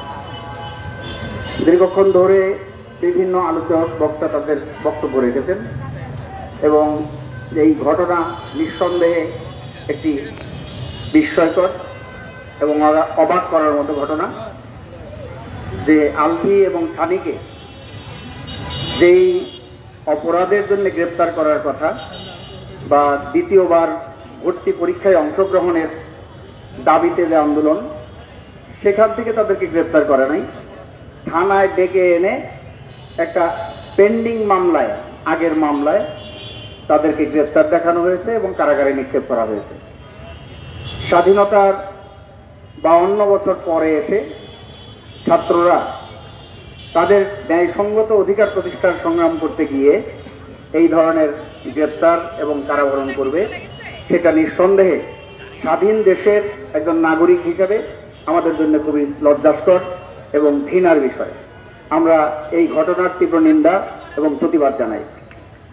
বাস্তবে এখানে বলা হয়েছে শুধুমাত্র সেকেন্ড টাইম, মূল গলতটা হলো এখানে গোটা শিক্ষা ব্যবস্থার যেই শিক্ষানীতির দ্বারা বা শাসক শ্রেণীর যে নীতি এবং দৃষ্টিভঙ্গির দ্বারা শিক্ষা ব্যবস্থা পরিচালিত হচ্ছে, সে কারণেই বারে বারে আমাদের ছাত্রদেরকে শিক্ষার দাবিতে, গণতন্ত্রের দাবিতে, অধিকারের দাবিতে রাজপথে লড়াই করতে হচ্ছে, কারাবরণ করতে হচ্ছে এবং এমনকি শহীদ মৃত্যুবরণ করতে হচ্ছে। এটা ছাত্র সমাজের যে দাবি ছিল যে শিক্ষার গণতান্ত্রিক অধিকার, সেটা হলো সর্বজনীন, সবার জন্য শিক্ষা চাই। একবার তো ছাঁটাই করা হয় ভর্তি পরীক্ষার নামে। বাস্তবে আমাদের হওয়া উচিত একটা স্বাধীন দেশে বাধাহীনভাবে প্রাথমিক থেকে একটা উচ্চ শিক্ষা পর্যন্ত বাধাহীনভাবে শিক্ষার যে অধিকার, সেই অধিকারটা নিশ্চিত হওয়া দরকার। কারণ প্রত্যেকেই এসএসসি পাস করার পরে ইন্টারমিডিয়েটে ভর্তি হওয়ার জন্য ভর্তি পরীক্ষা দেওয়ার দরকার নাই। ইন্টারমিডিয়েট পাস করার পরে স্নাতকোত্তর শ্রেণীতে ভর্তি হওয়ার জন্য ভর্তি পরীক্ষার কোনো দরকার হবে কেন? কারণ সে তো এইচএসসি পরীক্ষা দিয়ে 30 নম্বর পেয়ে সে তো উত্তীর্ণ হলো পরবর্তী শ্রেণীতে ভর্তি হওয়ার জন্য, পড়ার যোগ্যতা অর্জন করলো। তাহলে আমাদের শিক্ষা ব্যবস্থায় যে ধরনের শিক্ষা ব্যবস্থা আমাদের এখানে তৈরি হয়েছে, সেখানে ছাঁটাই করার জন্য এই ধরনের ভর্তি পরীক্ষা সেগুলো নেওয়া হয়। আমরা বাস্তবে সেই ধরনের ভর্তি পরীক্ষারই বিরোধী। আরেকটা কথা, এখানে শিক্ষার জন্য আবার বয়স কি? যারা এখানকার সংখ্যাগরিষ্ঠ ইসলাম ধর্মাবলম্বী মানুষ, মুসলমান, তারা জানেন যে তাদের নবী সেখানে মোহাম্মদকে বলছিলেন যে শিক্ষার জন্য তো শুধু 3 দেশে যেতে বলেছেন উনি। আরেকটা হলো যে দুলনা থেকে কবর পর্যন্ত সব জায়গায় শিক্ষা গ্রহণ করা যায়। তাহলে শিক্ষার আবার বয়স কি? সেকেন্ড টাইম, থার্ড টাইম, এটার জন্য বাধা কেন দেওয়া হবে? শিক্ষার জন্য যে যখন পাবে, আমাদের দেখি আমাদের পত্রপত্রিকাগুলো, মিডিয়াগুলো কিছু জিনিস আবার প্রচার করে যে 60 বছরের দাদা এবং 14 বছরের নাতি একত্রে এসএসসি পরীক্ষা দিচ্ছে বা এইচএসসি পরীক্ষা দিচ্ছেন, এগুলো ফলো করে প্রচার করা হয়।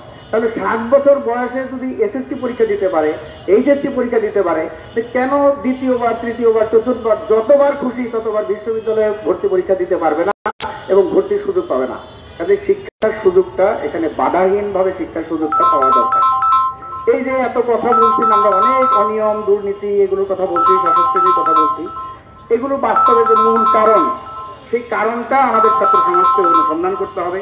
আমরা 1971 সালে মুক্তিযুদ্ধ করেছিলাম, স্বাধীনতা সংগ্রাম। লালটু ভাই এখানে বলছেন যে 6 দফা, 11 দফা ছাত্র সমাজের এবং স্বৈরাচার বিরোধী আন্দোলনের সর্বদলীয় ছাত্র ঐক্য এবং ছাত্র সংগ্রাম পরিষদ, তাদের যে 10 দফা, সেগুলোর যে মূল দাবি ছিল, সেই দাবি এই 52 বছর ধরে যারা পালাক্রমে দেশ শাসন করছে তারা কেউ এই দাবি মানে নাই।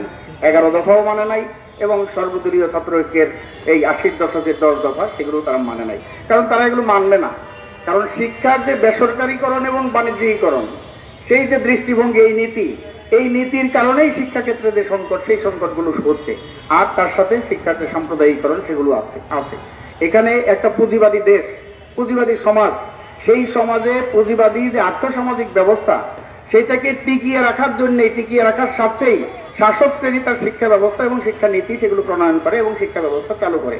সেই জায়গা থেকেই শাসক শ্রেণীর এই শিক্ষা সংকোচন নীতি, এটা যেই সরকারই আসুক, এই পুঁজিবাদী ব্যবস্থায় সরকারের পরিবর্তন হবে, শিক্ষা নীতি এবং শিক্ষা ব্যবস্থার কোনো পরিবর্তন হবে না।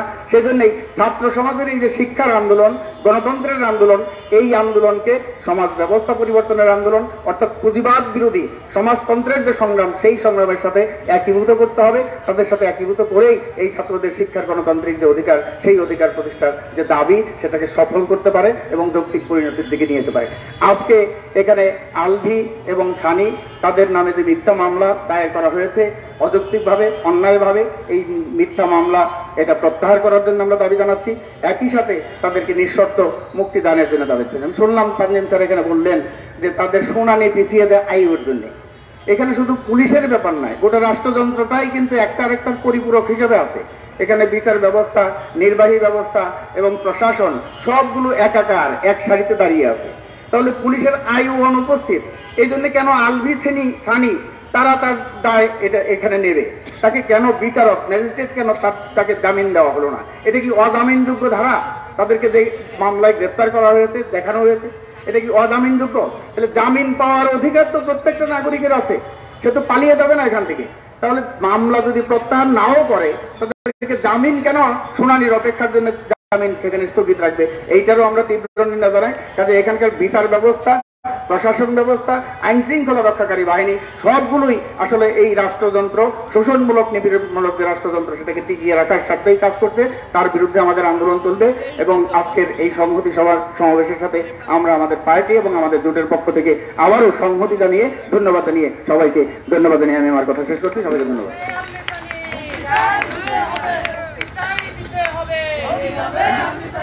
ধন্যবাদ ফিরোজ ভাইকে।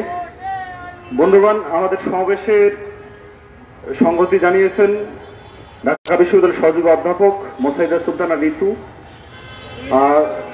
আরো সংহতি জানিয়েছেন নিউজের সম্পাদক নুরুল কবির। সংহতি জানিয়েছেন সাংবাদিক সাইদিয়া গুলরুক, ডেইলি স্টারের সাংবাদিক জামির উদ্দিন রাসেল, প্রথম আলো সাংবাদিক সোহরাব হোসেন এবং আবু সাইদ খান। আরো সংগতি জানিয়েছেন ঢাকা বিশ্ববিদ্যালয়ের সহযোগী অধ্যাপক সামিনা লুৎফা নিত্রা, সাংবাদিক অ্যাডভোকেট শাহদিন মালিক, অ্যাডভোকেট হাসনাত কায়ুম, নাট্যকার মামুনুর রশিদ এবং আমাদের সাথে সংগতি জানিয়ে উপস্থিত আছেন কমরেড শুভেন্দু চক্রবর্তী, সমন্বয়ক বাংলাদেশ সাম্যবাদী আন্দোলন। উপস্থিত আছেন বিপ্লবী কমিউনিস্ট লীগের সম্পাদক মন্ডলীর সদস্য কমরেড নজরুল ইসলাম। বন্ধুগণ, আমাদের সময় সংহতি সমাজ একদম শেষের দিকে। আমি এই সময় বক্তব্য প্রদান করার জন্য আহ্বান জানাচ্ছি লেখক এবং গবেষক ডক্টর মাহমির্জাকে। বক্তব্য রাখবেন গবেষক এবং লেখক মাহমির্জা।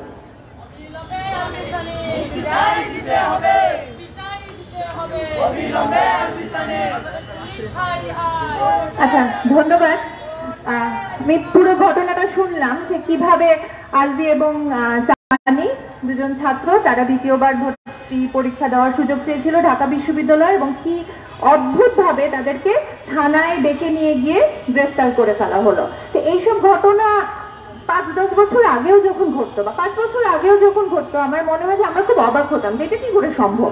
কিন্তু এখন এরকম হয়েছে, এত বেশি ঘটনাগুলো ঘটছে যে কোনো কারণ ছাড়া, কেউ কোনো অন্যায় করেনি, হয়তো বা রাস্তায় প্রতিবাদ করেছে, মিছিল করেছে, বা ফেসবুকে হয়তো একটা সামান্য পোস্ট দিয়েছে বা কিছু একটা লিখেছে, একটা লাইক দিয়েছে, প্রধানমন্ত্রীর বিরুদ্ধে হয়তো একটুখানি একটা যোগ করেছে, দেখা যাচ্ছে যে তাদেরকে মামলা দিয়ে গ্রেফতার করা হচ্ছে, বা হঠাৎ করে দেখা যাচ্ছে যে সিভিল ড্রেসে এসে ধরে নিয়ে যাচ্ছে। এমনও দেখা যাচ্ছে যে সাদা মাইক্রোবাসে এসে পুলিশ এসে, রাষ্ট্রীয় বাহিনীর সদস্য এসে তাদেরকে ধরে নিয়ে যাচ্ছে। তো আমরা জানি যে ডিজিটাল নিরাপত্তা আইন নামে যে আইনটা করা হয়েছে, কুখ্যাত যে আইন, সেই আইনের আওতায় প্রায় 600 থেকে 700-র মতো সাধারণ মানুষ, যারা কিছুই করেনি, শুধুমাত্র হয়তো ফেসবুকে লেখালেখি করেছে বা এমন কি করেছে আমরা আসলে জানি না, এগুলো কোনো অপরাধ বা অন্যায় হিসেবে কিভাবে বিবেচিত হয় সেটাই একটা আশ্চর্যজনক ঘটনা। সেরকম অসংখ্য মানুষ জেলে পড়ে আছে যাদের অনেকের কথা আমরা জানি না পর্যন্ত। এমন হয়েছে যে গুম হয়ে গেছে মানুষ খুব সাধারণ কারণে। তো এইটা এখন বর্তমানের পরিস্থিতি, বর্তমানের বাংলাদেশ, যেটা কয়েক বছর আগে বা 5-7 বছর আগেও যে এই ধরনের ঘটনা ঘটতে পারে, এরকম অতি ক্ষুদ্র নগণ্য কারণে অথবা অকারণে পুলিশ ধরে নিয়ে গিয়ে থানায় নিয়ে গিয়ে রেখে দিতে পারে, জামিন দিবে না বছরের পর বছর, মাসের পর মাস, এরকম ঘটনা বাংলাদেশে এখন ঘটছে। এটা স্বাভাবিকায়ন হয়েছে, এটাকে নর্মালাইজ করা হয়েছে। এবং আমরা আগে অবাক হতাম, এখন আর অবাক হই না। আগে এরকম হুটহাট করে গ্রেফতার করে নিয়ে গেলে আমরা চিন্তা করতাম যে এটা কি করে সম্ভব। এখন আমরা জানি যে এই বাংলাদেশে এটা সম্ভব, এই বাংলাদেশে এইভাবে গ্রেফতার করা যায়। আপনি বিরোধী মতের রাজনীতি করলে আপনাকে অত্যাচার, নির্যাতন, নানা ধরনের মামলা দিয়ে আপনাকে জেলে ঢুকিয়ে রাখা যায় মাসের পর মাস। ডিজিটাল নিরাপত্তা আইন দিয়ে আপনাকে হেনস্থা করা যায়, গুম করে ফেলা যায়, খুন করে ফেলা যায়। আপনি দেখবেন যে খুন করেছে তারও জামিন হয়ে যায় এই দেশে, যে ধর্ষণের মতো অপরাধ করেছে তারও জামিন হয়ে যায়। কিন্তু যারা সামান্য একটা প্রতিবাদ করতে গেছে, রাস্তায় দাঁড়িয়ে এসে একটা সাধারণ একটা মিছিলে হয়তো অংশগ্রহণ করেছে, তার জামিন হয় না। ফেসবুকে পোস্ট দিতে গিয়ে দেখবেন যে ধরে নিয়ে গেছে, জামিন হচ্ছে না মাসের পর মাস। আমরা সিলেটের একটা ঘটনায় দেখেছি, প্রীতম দাস নামের একজন একদম অকারণে তাকে ধরে নিয়ে গেছে, মিথ্যা মামলা টামলা দিয়ে তাকে মাসের পর মাস ধরে জামিন অযোগ্য ভাবে তাকে গ্রেফতার দেখিয়ে রাখা হয়েছে। তো আলভি এবং সানির সাথে যেটা হয়েছে সেটা কয়েক বছর আগে হলেও খুব অসম্ভব ছিল, কিন্তু আমরা এখন বলছি যে এই ধরনের অন্যায় বাংলাদেশে হচ্ছে, বারে বারে হচ্ছে। রাষ্ট্রীয় বাহিনী যাচ্ছে তাই ভাবে তারা তাদের পাওয়ারের অপব্যবহার করছে এবং এটা স্বাভাবিক। বাংলাদেশে এখন এটা ঘটে এবং আমরা এখন আর অবাক হই না। আমাদের অবাক হওয়ার ক্ষমতা পর্যন্ত নষ্ট হয়ে গেছে এই আমলে, এবং আমাদের ভোটের অধিকার গেছে, গণতন্ত্র এগুলো তো নাই। গণতন্ত্র শুনলে তো মানুষের মনে এখন হাসি পায়, ভোটের অধিকারের কথা শুনলে হাসি পায়, কিন্তু শিক্ষার যে অধিকার, একটা ছেলে কেন পাবলিক বিশ্ববিদ্যালয়ে সে 2 বার ভর্তি হওয়ার জন্য সে আন্দোলন করবে? কারণ বাংলাদেশে পাবলিক বিশ্ববিদ্যালয় ছাড়া এই যে হাজার হাজার লক্ষ লক্ষ ছেলে মেয়ে ম্যাট্রিক ইন্টারমিডিয়েট পাশ করে বের হচ্ছে, সে কোথায় যাবে? তার পক্ষে কি সম্ভব? বাংলাদেশের সংখ্যাগরিষ্ঠ মানুষের পক্ষে কি সম্ভব তাদের সন্তানদেরকে প্রাইভেট বিশ্ববিদ্যালয়ে পড়ানো? আমার দেশের মানুষের ইনকাম কত? এই পাবলিক বিশ্ববিদ্যালয় হচ্ছে অসংখ্য ছেলেমেয়ের একমাত্র ভরসার জায়গা। ঢাকা বিশ্ববিদ্যালয়, জাহাঙ্গীরনগর বিশ্ববিদ্যালয় বা এরকম যেগুলো একটুখানি আমরা বলি যে ভালো বিশ্ববিদ্যালয় হিসেবে যেগুলোর নাম আছে, এই বিশ্ববিদ্যালয়গুলো হচ্ছে আমাদের যারা একটুখানি স্কুল কলেজ থেকে পাশ করে একটু উচ্চ শিক্ষায় যেতে চায়, একটু নিজের পায়ে দাঁড়াতে চায়, চাকরি করতে চায়, এই জায়গাগুলো তাদের একমাত্র ভরসার জায়গা, এবং যে কারণে তারা বারবার ভর্তি পরীক্ষা দিতে চায়। এটা কেন? কোন দিক থেকে এটা অন্যায়? কোন ডেফিনেশনে, কোন ব্যাখ্যায় এটা অন্যায় যে আমি দ্বিতীয়বার তৃতীয়বার ভর্তি পরীক্ষা দিতে চাই, সেটার জন্য আমাকে ধরে নিয়ে গেল? আমরা কিছুদিন আগে দেখেছি যে কিডনির ডায়ালিসিসের খরচ বাড়িয়ে দেওয়া হয়েছিল, এবং সেটার জন্য কিছু রোগীর আত্মীয় স্বজন সন্তানেরা তারা রাস্তায় দাঁড়িয়ে আন্দোলন করছিলেন। তাদেরকে দেখা গেল রাষ্ট্রীয় বাহিনী বেধড়ক পেটালো, এবং দেখা গেল যে মা ডায়ালিসিস করছে, সন্তানকে নিয়ে জেলে ভরে রেখে দিয়েছে, কয়েকদিন মনে হয় জেলে। এই ধরনের নির্যাতনগুলো তো খুব স্বাভাবিকভাবে স্বাভাবিকায়ন হয়েছে, দিনের পর দিন এগুলো হচ্ছে এবং আমাদের গা সওয়া হয়ে গেছে। বাংলাদেশের একজন সংখ্যাগরিষ্ঠ যে সাধারণ মানুষ, তাদের সন্তান যে আজকে ম্যাট্রিক পর্যন্ত পড়বে বা 7-8 পর্যন্ত পড়বে, সেটাই একটা সংগ্রামের বিষয় হয়ে দাঁড়িয়েছে। এই অবস্থা তো আগে ছিল না। আমরা এখন, আমাদের জিডিপি বেড়েছে, আমরা 1000 কোটি টাকা দিয়ে আমরা মেগা প্রকল্প করছি, আমাদের মানুষের মাথাপিছু আয় বেড়েছে, আমরা 30,000 কোটি টাকা খরচ করে আমরা পদ্মা সেতু করেছি, আমরা মেট্রো রেল করছি, আমরা নাকি উন্নয়নের জোয়ারে ভেসে গেছি, বাংলাদেশ রোল মডেল বাংলাদেশ হয়ে গেছে। অথচ এই বাংলাদেশের সংখ্যাগরিষ্ঠ মানুষ যদি ক্লাস 7-8 পর্যন্ত তার বাচ্চাকে পড়াতে চায়, সে ফতুর হয়ে যায়। আজকে আপনি জানুয়ারি ফেব্রুয়ারি মাসে সাধারণ মানুষের যে তীব্র হাহাকার, আজকে এখানে অসংখ্য শ্রমজীবী মানুষ আছে, শুধু তাদেরকে জিজ্ঞেস করে দেখেন যে তার সন্তানকে ক্লাস 5 থেকে 6-এ ওঠাতে, 6 থেকে 7-এ ওঠাতে, 7 থেকে 8-এ ওঠাতে কি পরিমাণ কষ্ট তাদেরকে করতে হয়। একজন রিক্সা শ্রমিক, একজন হকার, তিনি কি তার সন্তানকে এখন আর ম্যাট্রিক পাস করানোর স্বপ্ন দেখতে পারেন? এক ক্লাস থেকে আরেক ক্লাসে উঠাতে তাকে ভর্তি খরচ দিতে হয়, প্রতিটা জায়গায় গাইড, এক একটা গাইড বইয়ের খরচ আমি আজকে জিজ্ঞেস করছিলাম যে ক্লাস 9-10-এর এক একটা গাইড বইয়ের খরচ নাকি 800 থেকে 900 টাকা। একজন শ্রমিকের সন্তান কিভাবে তিনি ম্যাট্রিক দিবে, কিভাবে সে ইন্টারমিডিয়েট দিবে যদি একটা গাইড বইয়ের দাম হয় 800 থেকে 900 টাকা? সেখানে তাকে 6টা 7টা 8টা করে গাইড বই কেনা এখন বাধ্যতামূলক করে দেওয়া হয়েছে। কোচিং করা বাধ্যতামূলক। প্রতিটা স্কুলে দেখা যাচ্ছে যে স্কুলে তো কিছু পড়ায় না। এই উন্নয়নের রোল মডেল বাংলাদেশে আমরা দেখবো স্কুল ব্যবস্থাকে ধ্বংস করে ফেলা হয়েছে, স্কুলে কিছু পড়ায় না, কোচিং বাধ্যতা করা হয়েছে এবং সাধারণ মানুষ গরিব মানুষের সন্তানদেরকে কোচিং করতে বাধ্য করানো হচ্ছে। যে 7,000 টাকা বেতন পায় যে সিকিউরিটি গার্ড, যে 10,000 টাকা বেতন পায় যে শ্রমিক, সে কিভাবে 4-5 হাজার টাকা খরচ করে তার বাচ্চাকে কোচিং এ পড়াবে? কিন্তু এটা আমরা স্বাভাবিক করে ফেলেছি। ধার দেনা করে ভিক্ষা করে হলেও মানুষ একটুখানি স্বপ্ন দেখে যে তার বাচ্চাকে সে স্কুলে পড়াবে এবং সেই বাচ্চাকে দেখা যায় প্রতি মাসে 4 থেকে 5,000 টাকা দিয়ে সে কোচিং করাতে বাধ্য হচ্ছে। আজকে শিক্ষার খরচ এমন লাগাম ছাড়া হয়ে গেছে, এমন অদ্ভুত খরচ শিক্ষার, যে এই এত উন্নয়ন আমরা করেছি, আমরা হাজার হাজার কোটি টাকা দিয়ে পৃথিবীর সর্বোচ্চ খরচে আমরা রাস্তা বানাচ্ছি, হাইওয়ে বানাচ্ছি। চায়না এবং ইন্ডিয়ার থেকে 2-3 গুণ খরচে আমরা আমাদের মেগা হাইওয়ে গুলো বানাচ্ছি। প্রচুর পরিমাণে লুটপাট হচ্ছে, প্রচুর পরিমাণে দুর্নীতি হচ্ছে এবং সেটা একেবারে সবাই জানে। এগুলো আমাদের দেশের ওপেন সিক্রেট। কারা টাকা খায়, কত টাকা খায়, টাকার ভাগ বাটোয়ারা কোথায় যায় আমরা সবাই জানি, ভয়ে আমরা কিছু বলতে পারি না। কিন্তু এত উন্নয়ন আমরা করেছি, কিন্তু এই বাংলাদেশে একজন শ্রমিকের সন্তান, একজন হকারের সন্তান, একজন রিক্সাওয়ালার সন্তান, তিনি কি তার সন্তানকে ম্যাট্রিক পাস করাতে পারেন? 10 বছর আগে তো এই অবস্থা ছিল না। এত তো শিক্ষার খরচ তো এরকম লাগাম ছাড়া হয়ে যায় নাই।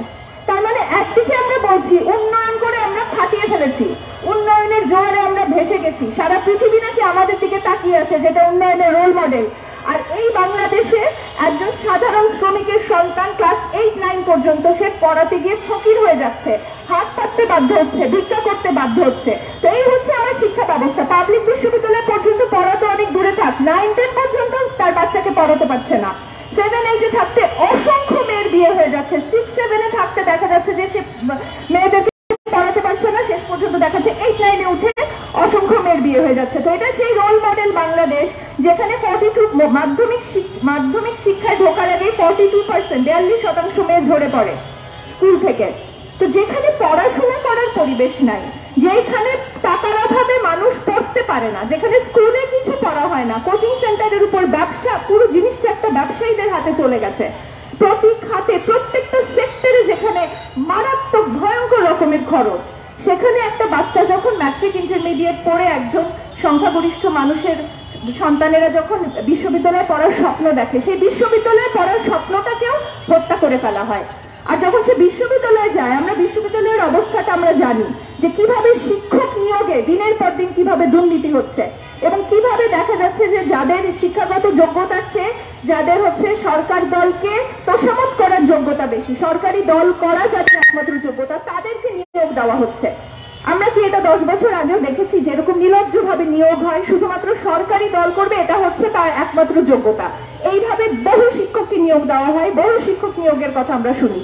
তো আমাদের যে সম্পদ ছিল পাবলিক বিশ্ববিদ্যালয়, আমরা গর্ব করতাম যে আচ্ছা ঠিক আছে, এখানে খুব অল্প খরচে দূর দূরান্ত থেকে কৃষকের সন্তান, শ্রমিকের সন্তান, সারা বাংলাদেশের বিভিন্ন প্রান্ত থেকে সেখানে পড়াশোনা করতে পারে। সেই পাবলিক বিশ্ববিদ্যালয়ে আমাদের যে সম্পদ, সেটাকে নষ্ট করে ফেলেছে। এই সরকারের আমলে আমরা কি দেখছি? সমস্ত কিছুকে আপনারা ধ্বংস করে ফেলছেন। এবং এখন যেটা হচ্ছে, যে প্রতিবাদ করবে, যে কিছু বলতে যাবে, যে মিছিল করবে, আপনি তাকে ধরে নিয়ে যাবেন, এটাও স্বাভাবিক। এবং আমরা ভয়ে কেউ কিছু বলতে পারছি না। এবং এই ভীতির রাজ্যে বসে আমরা বলছি ও দেশ তো উন্নয়নের রোল মডেল হয়ে গেছে। তো এটা কি সেই হীরক রাজার দেশ? কি অদ্ভুত এক দেশে আমরা বাস করছি, যে একদিকে হাজার হাজার কোটি টাকার আমরা দেখি যে উন্নয়ন প্রকল্প, এবং সেটা করতে কি পরিমাণ লুটপাট হয়েছে আমরা সবাই জানি, এগুলো ওপেন সিক্রেট। আমাদের দেশে কিছুদিন পরে মার্চ মাস থেকে শুরু হবে লোডশেডিং। এনার্জি খাত একটা সম্ভাবনাময় খাত ছিল, সেই খাতটাকে ধ্বংস করে ফেলছে। কোন একটা খাত কি এই দেশে এই মুহূর্তে আছে লুটপাটের খাত ছাড়া, যেটা ঠিক মতো চলতেছে বাংলাদেশে? আর আপনি কিছু বলতে যান, আপনি গ্রেফতার হতে পারেন, নির্যাতন হতে পারেন, পুলিশ এসে আপনাকে পিটাবে, থানায় ঢুকিয়ে নিয়ে যাবে। এটাই হচ্ছে এখন বাংলাদেশ। এই বাংলাদেশে আর কি স্বপ্ন দেখবো? এখানে কিসের গণতন্ত্র, কিসের ভোটের অধিকার, কিসের শিক্ষা ব্যবস্থা? কোনো কিছুর স্বপ্ন দেখার মতো আর কোনো কিছু বাকি নাই। তো একমাত্র যেটা হতে পারে যে সম্মিলিত সংঘবদ্ধ আন্দোলন হতে পারে, সেটাও এখন আমার মনে হয়, আমি নিজে এখন আশাহত হয়ে যাচ্ছি। আসলে একসময় আমরা অনেক স্বপ্ন দেখতাম, কিন্তু এই ভয়ঙ্কর এই বাংলাদেশ তো আসলে আমরা চাই নাই। তো সংঘবদ্ধ আন্দোলন ছাড়া কিভাবে আসলে আমরা আবার কিভাবে আমাদের স্বপ্নের বাংলাদেশ গড়বো আমার জানা নাই।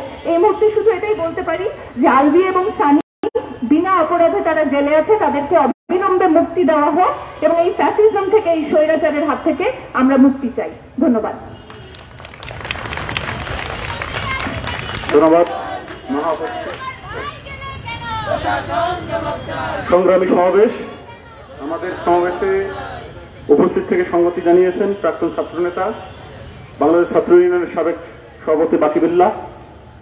আমাদের সমাবেশে উপস্থিত আছেন বিপ্লবী ছাত্রমৈত্রীর সভাপতি, কেন্দ্রীয় কমিটির সভাপতি সাদিকুল ইসলাম সোহেল। উপস্থিত আছেন বাংলাদেশ ছাত্র ফেডারেশনের সভাপতি মিতু সরকার। উপস্থিত আছেন গণতান্ত্রিক ছাত্র কাউন্সিলের সংগ্রামী সাধারণ সম্পাদক ফাহিম চৌধুরী। উপস্থিত আছেন সমাজতান্ত্রিক ছাত্র ফ্রন্টের সংগ্রামী সাধারণ সম্পাদক শোভন রহমান। উপস্থিত আছেন বাংলাদেশ ছাত্র ইউনিয়নের সহসাধারণ সম্পাদক তামজিদ হায়দার চৌধুরী চঞ্চল। উপস্থিত আছেন বিপ্লবী ছাত্র যুব আন্দোলনের প্রচার সম্পাদক সৌগত শোভন। আরো উপস্থিত আছেন পাহাড়ি ছাত্র পরিষদের প্রচার সম্পাদক রিপুন জ্যোতি চাকমা। বন্ধুগণ, আর কথা বাড়াবো না, আমরা সমাবেশের একদম শেষ পর্যায়ে।